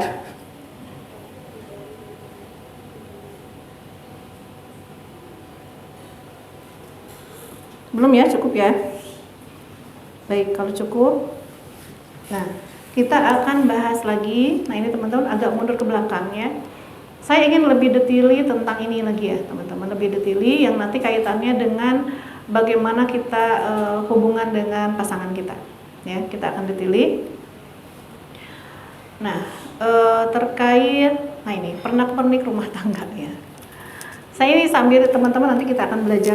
Ini sebetulnya harusnya bagannya nggak gini, harusnya bentuknya bagan ya. Cuma tadi jurus cepat saya baru tadi nih bikinnya ini ya. Nah, jadi silakan kita fokus ke nomor ya. Ini ada apa ini? Masalah, efeknya apa, penyebabnya apa, dan solusinya apa. Nah, kita fokus yang nomor 1 berarti ke sini urutannya nomor 1, nomor 2 begitu ya. Nah, kita akan bahas satu-satu. Nah, ini masalahnya ya. Sering ada ungkapan, rumah saya tuh baik-baik aja kok. Dia aja yang lebay, dia aja yang bikin cari-cari masalah. Pernah dengar gitu? Atau sedang mengalami? Ya, merasa dia baik-baik aja, pasangannya nggak baik. Pasangannya yang ya gitu, cari-cari masalah. Ya. Dan ini ada kejadian, ya. Ketika dia merasa baik-baik saja, sedangkan salah satu pasangan yang baik-baik aja, nah ini jadi bom waktu. Bom waktu yang akhirnya bom itu suatu ketika meledak, ya. Karena yang satunya merasa nggak baik-baik aja, ya. Yang satunya menyimpan begitu banyak luka, yang satunya ngerasa baik-baik aja. Nah itulah bom waktu. Yang tiba-tiba apa kejadiannya? Akhirnya bom waktunya bentuk ledakannya tiba-tiba minta cerai. Ada satu kasus gitu ya. Kayaknya istrinya baik-baik aja, ternyata dia hanya nunggu waktu. Saya pokoknya akan bersabar sampai nunggu anak saya lulus kuliah, baru saya akan minta cerai. Karena saya udah nggak tahan dengan perlakuan suami saya. Ternyata begitu, dan kagetlah suaminya, karena dia melihatnya istrinya diam-diam aja gitu ya. Nah ternyata begitu. Atau bom waktu bentuknya apa? Selingkuh. Apa kata-kata yang biasanya pasangannya selingkuh? Pasti nyebut kekurangan pasangannya, ya? Karena pasanganku begini. Kaget pasangannya selama ini kok kayaknya baik-baik aja di rumah, tiba-tiba selingkuh. Ya. Dan kadang-kadang makanya orang suka bilang, kok gitu ya bisa ya selingkuhnya, padahal kok selingkuhannya lebih jelek misalnya gitu ya. Ya karena bukan masalah jelek atau tidak selingkuhan itu ya. Pertama karena ini nih, kekecewaan itu ya akhirnya bisa jadi yang nggak peduli, yang penting dia bisa. Nah ini terkait ini juga teman-teman. Terkait nanti ya, kemarin kita bahas tentang bahasa cinta tadi ya. Kalau bayangin bahasa kasih sayang adalah sentuhan, sedangkan istrinya atau pasangannya itu kurang menyentuh ya. Menyentuh dalam arti karena menyentuh di sini teman-teman bukan hanya sekedar berhubungan ini gitu ya. suami istri tapi menyentuh di sini kadang-kadang cuma butuh sekedar diusap, dipeluk, dicium aja keningnya, semua itu gitu sentuhan dibutuhkan, atau cuma dipijit kakinya itu udah bahagia banget ke orang yang butuh sentuhan. Nah, jadi kadang perselingkuhan itu terjadi kalau misalnya ya bahasa kasih sayangnya dari sentuhan dia nggak dapet. Nah, jadi akhirnya jiwanya nggak peduli lagi sih sebetulnya mau cantik atau enggak, mau ganteng atau enggak selingkuhannya, tapi terpenuhi apa? Dia merasa terpenuhi, dapat sentuhan itu dari situ, atau dari selingkuhannya misalnya dia kasih sayangnya itu bahasa cintanya adalah kata-kata. Pasangan di rumah jarang berkata-kata, selingkuhannya pintar berkata-kata, walaupun mungkin dari sisi fisik masih lebih baik pasangan yang di rumah gitu ya. Nah, jadi begitu. Yang karena masalah berarti apa? Selingkuh itu pemenuhan apa? Dia sedang mencari pemenuhan kebutuhan apa? Mau ya. Bisa bako juga nggak? Iya, bisa bako juga ya. Nah, dan itu bagi si pelaku ya, dia mungkin alasannya begitu. Nah, ini bagi pasangannya tentu itu jadi kaget ya, shock ya. Dan memang bagi selingkuhan ada masalah juga ya. Selingkuhan itu berarti apa? Bahkan ada ya, sebetulnya gini, dengan kalimat tadi, kok bisa ya selingkuhannya padahal lebih cantik kan yang di rumah, lebih ganteng yang di rumah, bahkan sampai ada guyonan gitu ya.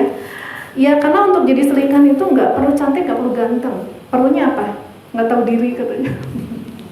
Ya sampai begitu ya. Tapi terlepas dari itu ya teman-teman, itu cuma anekdot mungkin ya. Tapi kita sebetulnya kalau melihat masalah, bukan masalah deh. Masalah itu terjadi ketika kita ini. Masalah itu terjadinya di mana teman-teman? Kehidupan. Nah, jadi sebetulnya apa sih yang dimaksud dengan kehidupan? Kehidupan adalah pertemuan antara manusia-manusia yang sedang berusaha memenuhi kebutuhan akalnya, hajat udhiyahnya atau gorizahnya. Pasti pertemuan. Namanya kita hidup bertemu, pasti mereka satu sama lain sedang berusaha memenuhi kebutuhannya masing-masing. Ya. Di sini saya sedang memenuhi kebutuhan apa? Kira-kira apa? Mudah-mudahan tadayun ya, mudah-mudahan terima sebagai pemenuhan kebutuhan tadayun gitu. Buat teman-teman memenuhi kebutuhan apa? Nau bisa karena masuk rumah tangga. Akal bisa juga. Bako bisa juga gitu ya. Nah, atau misalnya ini restoran, berarti yang bekerja di restoran sedang memenuhi apa? Bako bisa ya. Hajat udhiyah mungkin bekerja untuk mencari nafkah ya bisa ya. Pembelinya pemenuhan apa? Hajat udhiyah. Tapi kan pakaiannya di kafe, berarti bako. Ya, kebayang ya. Jadi kita bertemu di mana pun, di pasar atau di mana lagi bertemu, di angkot. Supir angkot sebagai apa, kita sebagai apa, memenuhi apa. Semuanya adalah dalam rangka pemenuhan. Ya. Dan disitulah sering terjadi masalah. Kenapa? Karena masing-masing memenuhi kebutuhannya dengan pikirannya masing-masing, dengan caranya masing-masing. Kalau masing-masing dengan caranya Allah, kira-kira gimana? Ada masalah nggak? Enggak. Mencuri, berarti si pencuri sedang memenuhi kebutuhan apa? Tergantung juga sih. Ya, bisa banyak-banyak ya. Kalau untuk makan anaknya bako. Karena penyakit bako juga. Ya, penyakit maksudnya penyakit itu bako. Ya. Penyakit maksudnya karena dia merasa penyakit itu berarti kan apa? Dia pengen eksis, pengen beli barang tertentu karena nggak punya, akhirnya mencuri gitu ya, dan seterusnya. Atau misalnya lagi PSK, dia jadi PSK, dia apa? Pemenuhan apa? Biasanya bukan nau apa? Bako. Atau bisa jadi sih nau karena dia mencari cinta ya, di rumah nggak dapat cinta dia mencari cinta. Si pelanggannya mau juga bisa, bako juga bisa, ya. Dendam sama pasangannya nih, pengen nyakiti pasangannya gitu ya. Nah bisa macam-macam, ya. Nah semua pokoknya kita bertemu dengan orang tuh pasti dia sedang memenuhi kebutuhannya, kita juga sedang memenuhi kebutuhannya. Ya. Baik, nah ini teman-teman. Dan tadi ya. Nah, ini penyebab gini ya. Kenapa? Ini biasanya diawali karena salah satu pasangan meremehkan curhatan atau keluhan pasangannya. Awalnya begitu. Ah, gitu aja dibesar-besarin, biasa aja tuh. Ya. Misalnya istri tersinggung, suami dianggap ngomongnya terlalu keras. Terus nangis istrinya. Terus kata suami gitu aja ih. Biasa aja tuh gitu ya, misalnya gitu aja diperbesar ya. Apalagi Pak, biasanya istri Bapak tuh ini bukan ahli sejarah. Ibu ahli sejarah ya? Nah, itulah karakteristik wanita, Pak. Kita harus menerima karena kadar itu Allah yang menciptakan. Jadi ketika kita bilang, kok perempuan gitu amat sih, kita lagi bilang kok Allah gitu amat sih, sering lagi bilang gitu. Termasuk kita juga sama bapak-bapak. Biasanya keluhan ibu-ibu kepada bapak-bapak apa? Kepada para laki-laki keluhannya gini. Kata bapak-bapak, perempuan itu terlalu berperasaan. Kata perempuan, laki-laki itu nggak berperasaan. Ya. Nah, kalau kita ridho dengan kondisi kita masing-masing dulu, ridho aja bahwa itu adalah ketetapan Allah, nanti kedepannya lebih mudah. Terima gitu, ya. Jadi para istri berharap suaminya berperasaan itu seperti meminta kita jangan berperasaan. Susah nggak? Suami berperasaan, ya susah juga. Ya, kita disuruh nggak berperasaan, ya susah juga. Ya, bahkan kadang-kadang dulu saya kalau ada kalimat, pernah juga keluar kalimat gitu, mungkin kita juga sama-sama belajar dulu ya. Udah tuh jangan manis aja Pak, jangan pakai perasaan. Terus kata saya gitu, yaudah kalau mau pakai perasaan nikah sama tembok aja, kata saya dulu ya. Karena tembok nggak punya perasaan, perempuan banyak perasaan ya, kata saya itu ya. Tapi itu dulu ya. Nah. Gitu. Nah, ini jadi kembali ke sini. Nah, akhirnya apa? Kalau saling meremehkan gitu, si pasangan itu akhirnya luka. Atau kadang-kadang istri yang begitu kepada suami. Suami ngeluh apa? Ayo dong itu misalnya diapain? Kita malah tersinggung, nggak mau dengerin permintaan suami. Ya, misalnya apa? Suami maunya nasi anget. Maunya anget terus, bisa nggak sih? Jangan repotin aja gitu aja. Penting kan makan, yang penting ini gitu ya. Buat suami kadang-kadang bisa gitu bentuk luka. Bentuknya apa yang terima sama suami? Kita nggak taat. Luka nyimpan nggak puas. Nah, akhirnya bom waktu meledak. Ya, berarti solusinya apa? Kenalilah, pahami. Ya, kenali pasangan kita. Sering mendengar dia, sebelum dia selesai berbicara jangan dibantah dulu. Dengerin, pahami, lalu apa? Coba ikuti apa maunya. Nah, ini teman-teman, mengikuti apa maunya. Selama itu nggak melanggar syariat. Ya, itu yang berat. Apa tadi? Kenali, pahami, ikuti. Ibu kalau bapaknya pengen nasinya anget terus, coba kenali kenapa pengen anget terus. Ya, jangan bapak tuh lebay, tahu nggak anak-anak banyak ini mau nasi anget terus gitu ya. Kenali dulu. Nah, dan ini berikan ya, tadi apa? Ikuti atau berikan yang dia mau. Kata kuncinya biar ringan gimana? Fahami, bukan sukai. Jadi saya tuh tidak meminta teman-teman menyukai apa yang disukai pasangan. Enggak. Pahami aja yang disukai pasangan, terus kita walaupun kita nggak nyaman kita kasih, ya. Mungkin bagi para suami yang berat itu apa? Biasanya para istri para istri itu berharap suami itu tiap hari bilang I love you, ya nggak? Bagi para bapak, aku kerja itu mah bukan cinta, gitu ya. Itu tadi malam kita berdoa bukan cinta, gitu ya.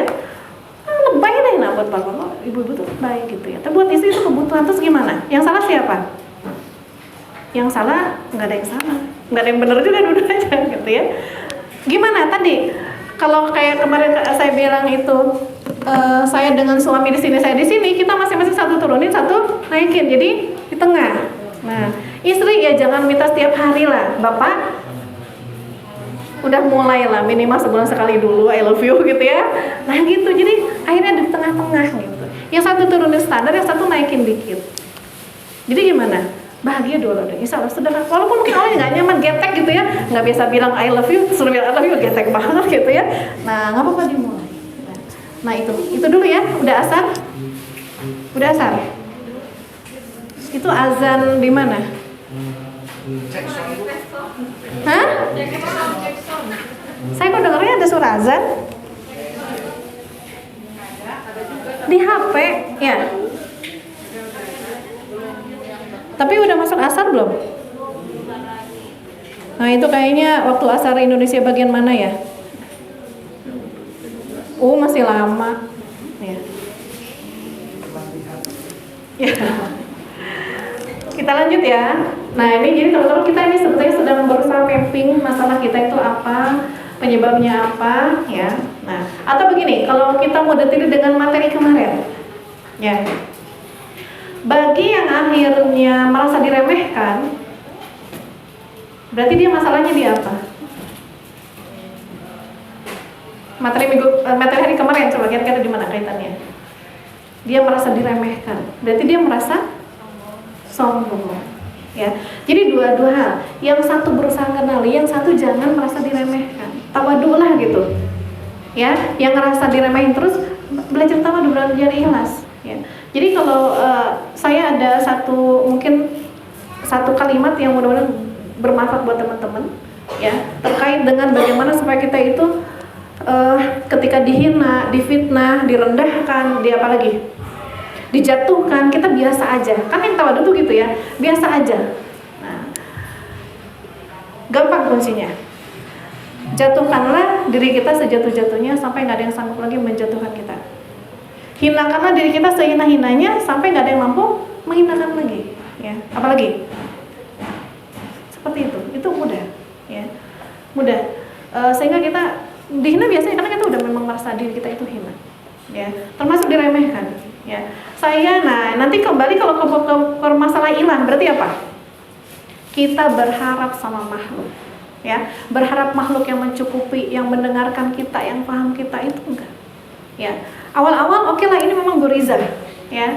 Tapi gorizah itu baginda Nabi mencontohkan agar gorizah kita tuh dikelola, ya. Berarti gimana? Belajar agar kita nggak berharap sama pasangan kita. Jangan menjadikan pasangan kita sumber kebahagiaan kita, ya. Belajarlah, dan itu juga yang terus berusaha saya juga praktekin gitu ya. Masya Allah itu ya jatuh bangunnya luar biasa, ya. Kadang bisa, kadang enggak. Tapi ketika kita udah bisa, Masya Allah, ya. Kan tadi kemarin saya cerita ya, saya itu bahasa kasih sayangnya apa? Kata-kata. Itu dulu jadi masalah banget, ya. Saya ngejar suami, ayo dong ngomong apa kayak mas saya gitu ya. Suami juga bingung gitu ya, perasaan dia kerja banting tulang buat saya, kan itu cinta, dari bentuk cinta beliau itu begitu gitu. Akhirnya apa? Nah ini ketika para guru ya dengan sabar yang membimbing gitu ya, jangan berharap sama makhluk gitu ya.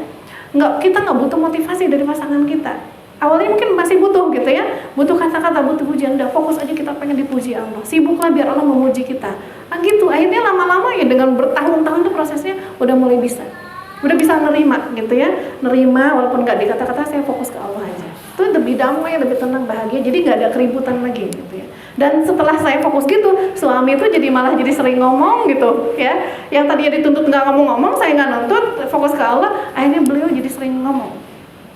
Dikit-dikit semangat ya Umi, kalau begitu tuh udah seneng banget gitu ya, padahal di rumah nuntut-nuntut nggak ngomong-ngomong gitu ya. Nah seperti itu, karena Allah cemburu ya, jadi sama Allah dibiarin kita tambah susah. Maka ketika fokus ke Allah, dimudahkan ya, insya Allah begitu. Nah nomor 2, apa nomor 2? Merasa tidak dicintai. Berarti apa ini? Kebutuhan apa yang tidak terpenuhi?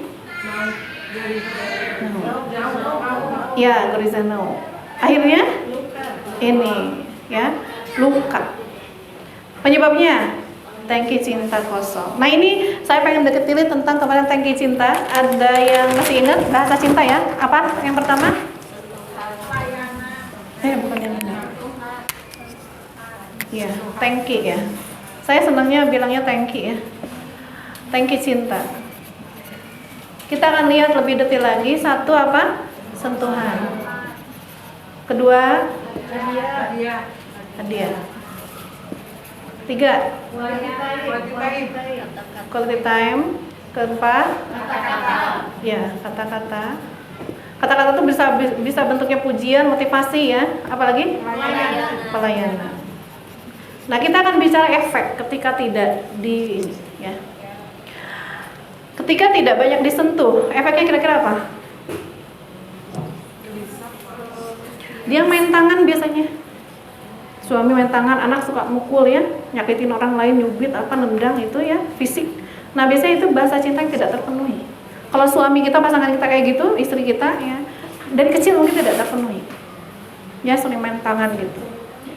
Jadi nah itu Dan efeknya kalau sentuhan ini kan rasanya sentuhannya yang baik ya, dicium, dipeluk, diusap, ya dipijit, sentuhannya begitu. Nah, apa yang terjadi kalau dari orang tuanya dulu dia dapatnya bukan itu, tapi dapatnya pukulan. Dia disentuh tapi sentuhannya pukulan, itu sakit, ya sakit. Nah akhirnya karena butuhnya sentuhan yang lembut dikasih tapi yang keras, ya itu lukanya masih dalam banget. Kalau kanker itu mungkin udah stadium 4, makanya pas dewasa dia seolah jadi terjebak. Dia dulu nggak suka, tapi dia karena pengen memenuhi sentuhan tadi, dia akhirnya meresponnya dengan dia melakukan hal yang sama kepada orang lain, memukul. Jadi dia terjebak dalam lingkaran ini ya, kekosongan cinta tadi. Diputuslah sama kita pasangannya, ya sering kasih sentuhan. Sering kasih sentuhan. Mungkin butuh waktu 2 tahun, 3 tahun, butuh agak lama sehingga dia berhenti main tangan. Ya. Penuhi tangkinya, kan tadi tangkinya kosong. Kosongnya berapa tahun? Suami kita udah berapa tahun? Istri kita berapa tahun sekarang? Mungkin usia udah 40 tahun ya. Berarti udah kosong sama 40 tahun. Sabar, kita isi terus. Ya, nanti di sesi sore saya akan kasih teknik sentuhan yang benar gitu ya. Nanti langsung praktekin ya ke suaminya, pasangan masing-masing. Yang nggak bawa pasangan nanti ke temannya. Ya. Yang nggak bawa pasangan suruh kesini dulu. Nah, ini sentuhan. Nah, ini pun teman-teman kalau memahami bahasa cinta pasangan kita atau nanti ke anak kita, ini akan mudah meminta mereka melakukan sesuatu. Ya, ibu biar bapak nurut. Kalau ternyata bahasa pasangan sentuhan, pijit dulu, gitu ya. Nah, disentuh dulu. Ya, nanti ada sentuhan nanti ada teknik sentuhan ya di akhir. Nah, baru aja minta tambahan uang, ya minta apa gitu ya. Nah, itu nanti gampang ya. Istri juga gitu pak. Istrinya diapain dulu, diusap dulu, dipeluk dulu atau dicium dulu, nanti mau kopi dong, nah, atau apa gitu ya, tentu istrinya lebih bahagia memberikan. Bapak minta kopinya mas segelas, nanti dikasih 10 gelas. Gitu pak ya. Nah, kalau hadiah, nah hadiah tuh jangan pikir hadiah tuh pakai kado mahal, enggak ya. Hadiah itu sederhana. Kadang-kala mungkin cukup nasi goreng. Sama-sama bikin nasi goreng sekeluarga, terus kita sama pasangan kita bilang gini, spesial ya buat ayah, buat ibu, misalnya istri kita contohnya itu yang bikin nasi goreng istri kita sih, cuma kita udah nyiapin topping ya, misalnya ini spesial buat Umi ya, misalnya toppingnya apa, istri kita seneng abon, ditaburin abon sama kita di piringnya, hadiah buat Umi, wah itu udah bahagia banget. Hadiah buat Abi gitu juga ya, atau bikin apa, misalnya suami kita senengnya coklat. Nah suami saya tuh ya senangnya coklat, jadi saya gampang kalau mau ngerayu beli coklat ya, paling 10 koin berapa sih gitu ya, ini kasih merek ya. Nah senang, terus saya minta sesuatu ya, pokoknya gitu, penuhi aja, jadi nggak usah yang mahal ya. Sama anak juga begitu, sama-sama nasi goreng, yang satu dikasih telur ceplok sepotong misalnya, kalau telur tinggal 1 gitu ya, nggak apa-apa, itu hadiah ya buat kakak, dia akan merasakan dicintai ya gitu. Nah kalau hadiah nggak terpenuhi gimana? Biasanya mencuri ya, mencuri. Jadi kalau ada anak sering nyuri mungkin karena tidak terpenuhi kebutuhan cintanya ini gitu ya. Nah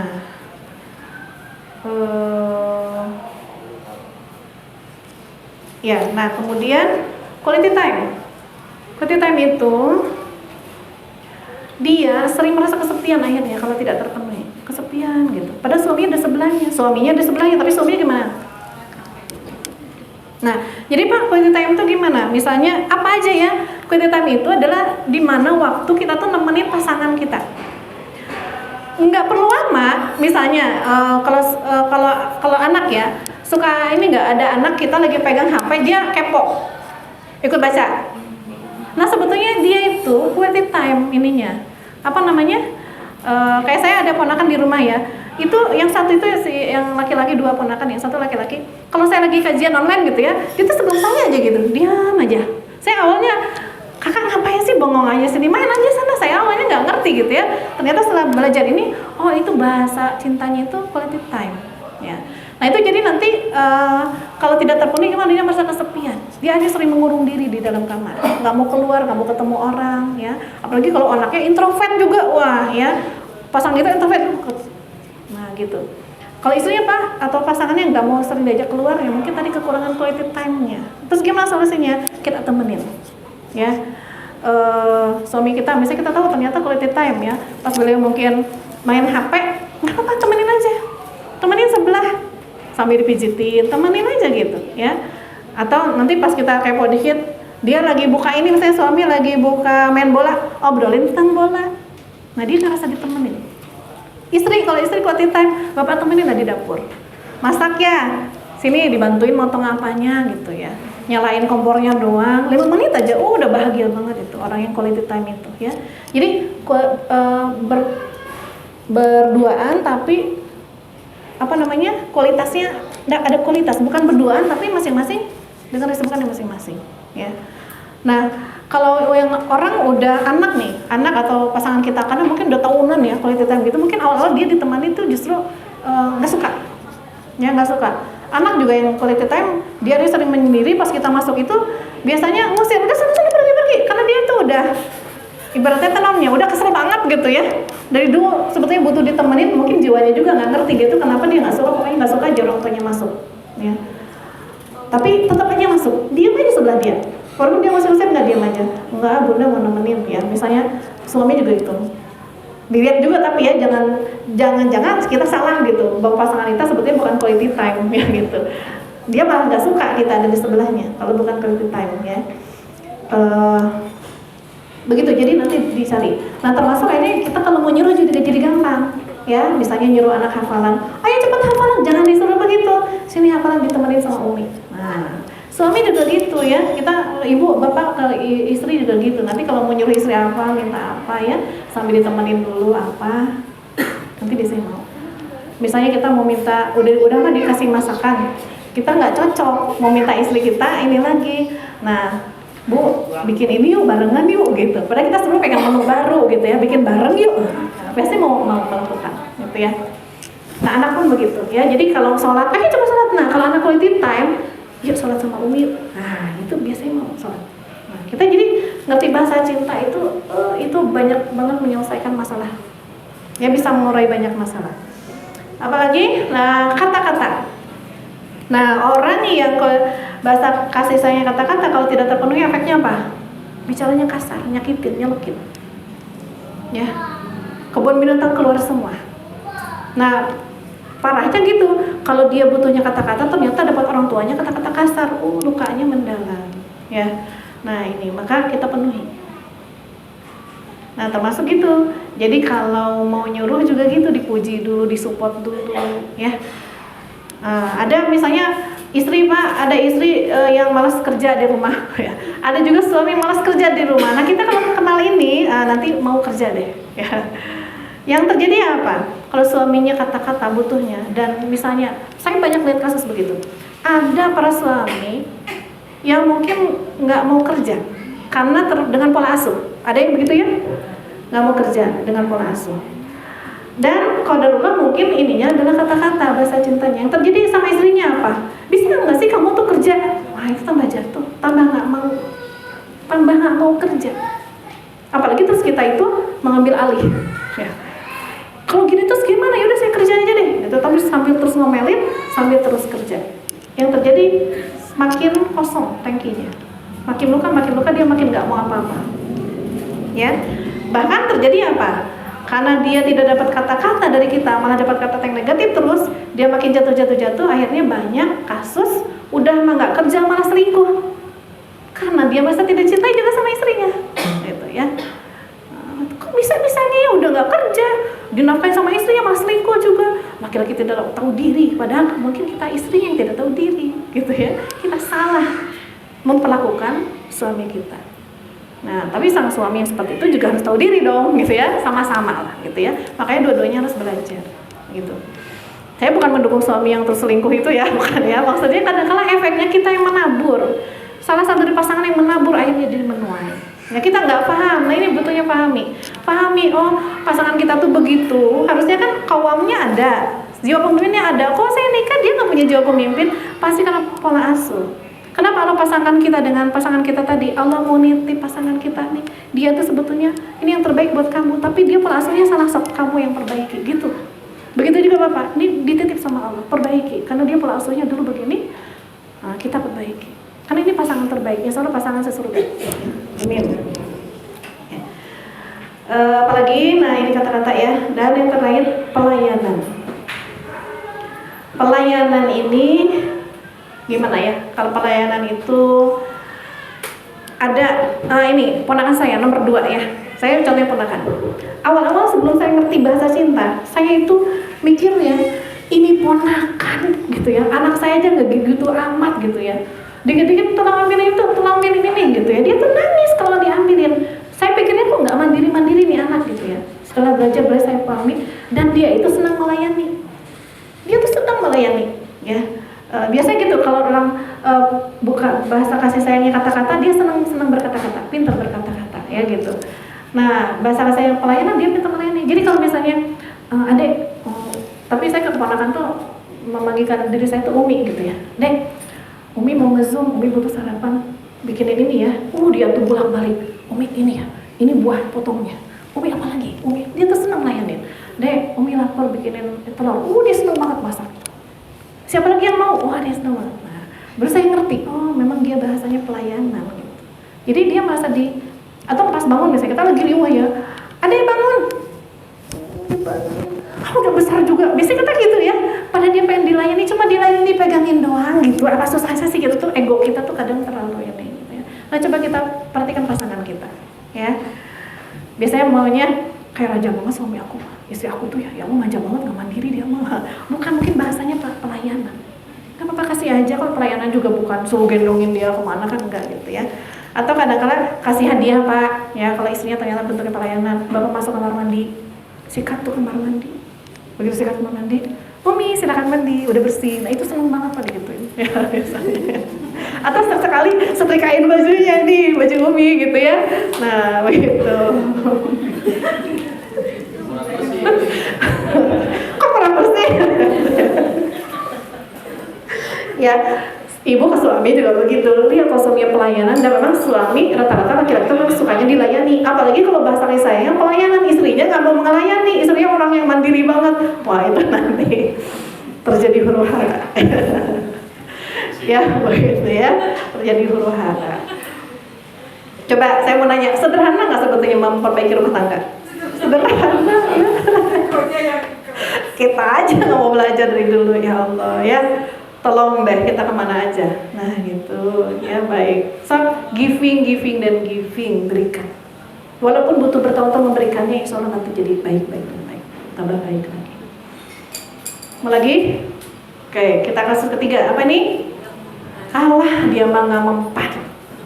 Ya, udah Bu, saya udah 3 tahun, 5 tahun Bu memberikan cinta kepada dia. Tapi dia nggak berubah-ubah Bu. Nah, akhirnya apa? Kecewa, stres. Nah penyebabnya biasanya karena ini tangkinya bocor. Kita udah coba ngisi, kalau bocor gimana? Bu masa nggak ada perubahan sedikit aja, saya udah 10 tahun Bu, gitu-gitu aja misalnya gitu ya. Nah berarti tangkinya bocor. Penyebabnya apa? Tangki bocor. Nah solusinya apa? Ditambal. Bocornya itu berarti luka.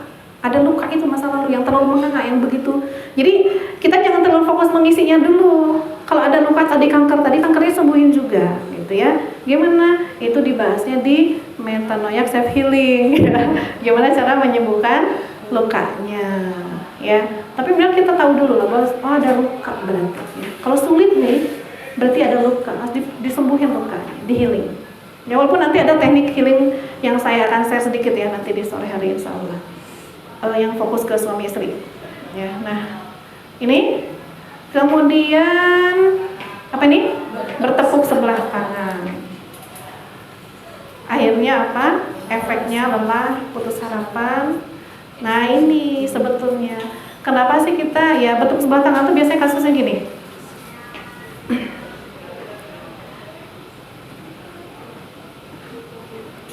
Apa kasusnya? Maunya kasus apa? Kapan teman-teman ketika merasa bertepuk sebelah tangan?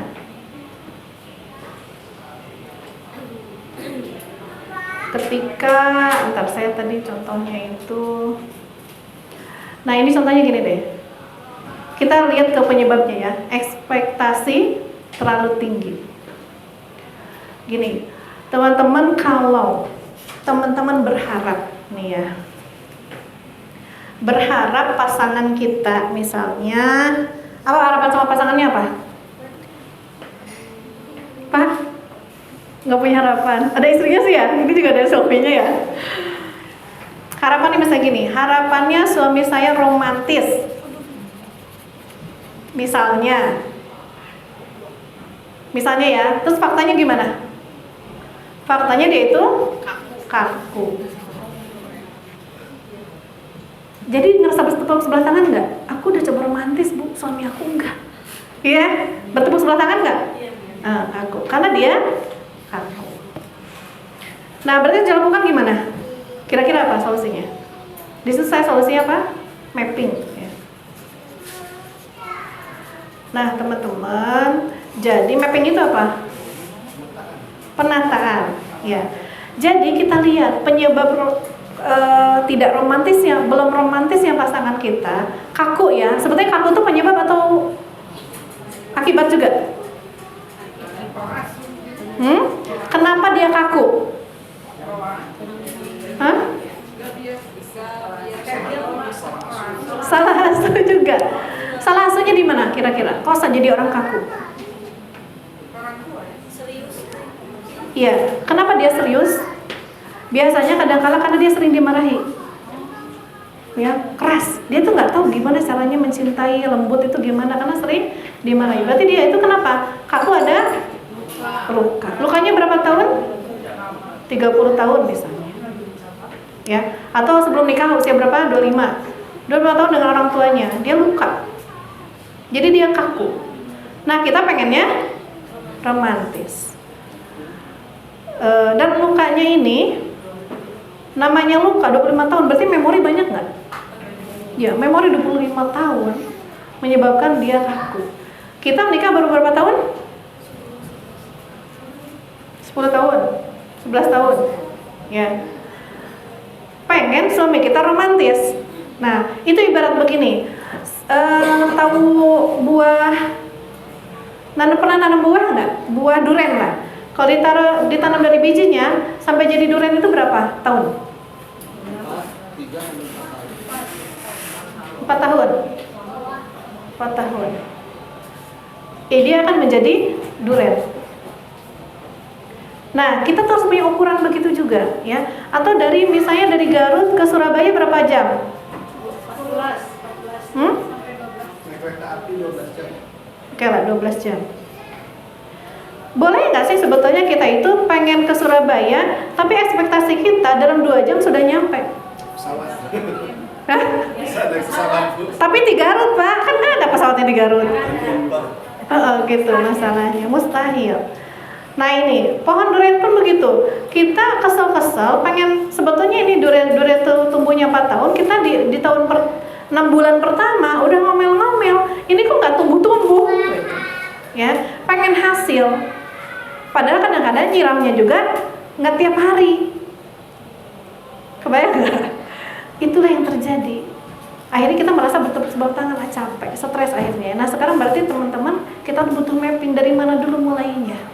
Sabar, ya. Pasangan kita tuh kayak gimana? Kenali lagi ujungnya, ya. Sabar. Belajar lagi kitanya, praktekin, jatuh, belajar lagi, praktekin, jatuh lagi, praktek. Nah, seperti itu terus. Sampai akhirnya insya Allah buahnya panen di Surabaya nyampe. Sabar. Nah, kita sholat dulu. Ya, insya Allah semoga Allah mudahkan. Banyak minta tolong kepada Allah di salat kita. Semoga Allah berkahi semua keluarga kita. Yang belum keluarga, semoga Allah segera pertemukan dengan pasangan yang terbaik. Ya. Mangga. Assalamualaikum warahmatullahi wabarakatuh.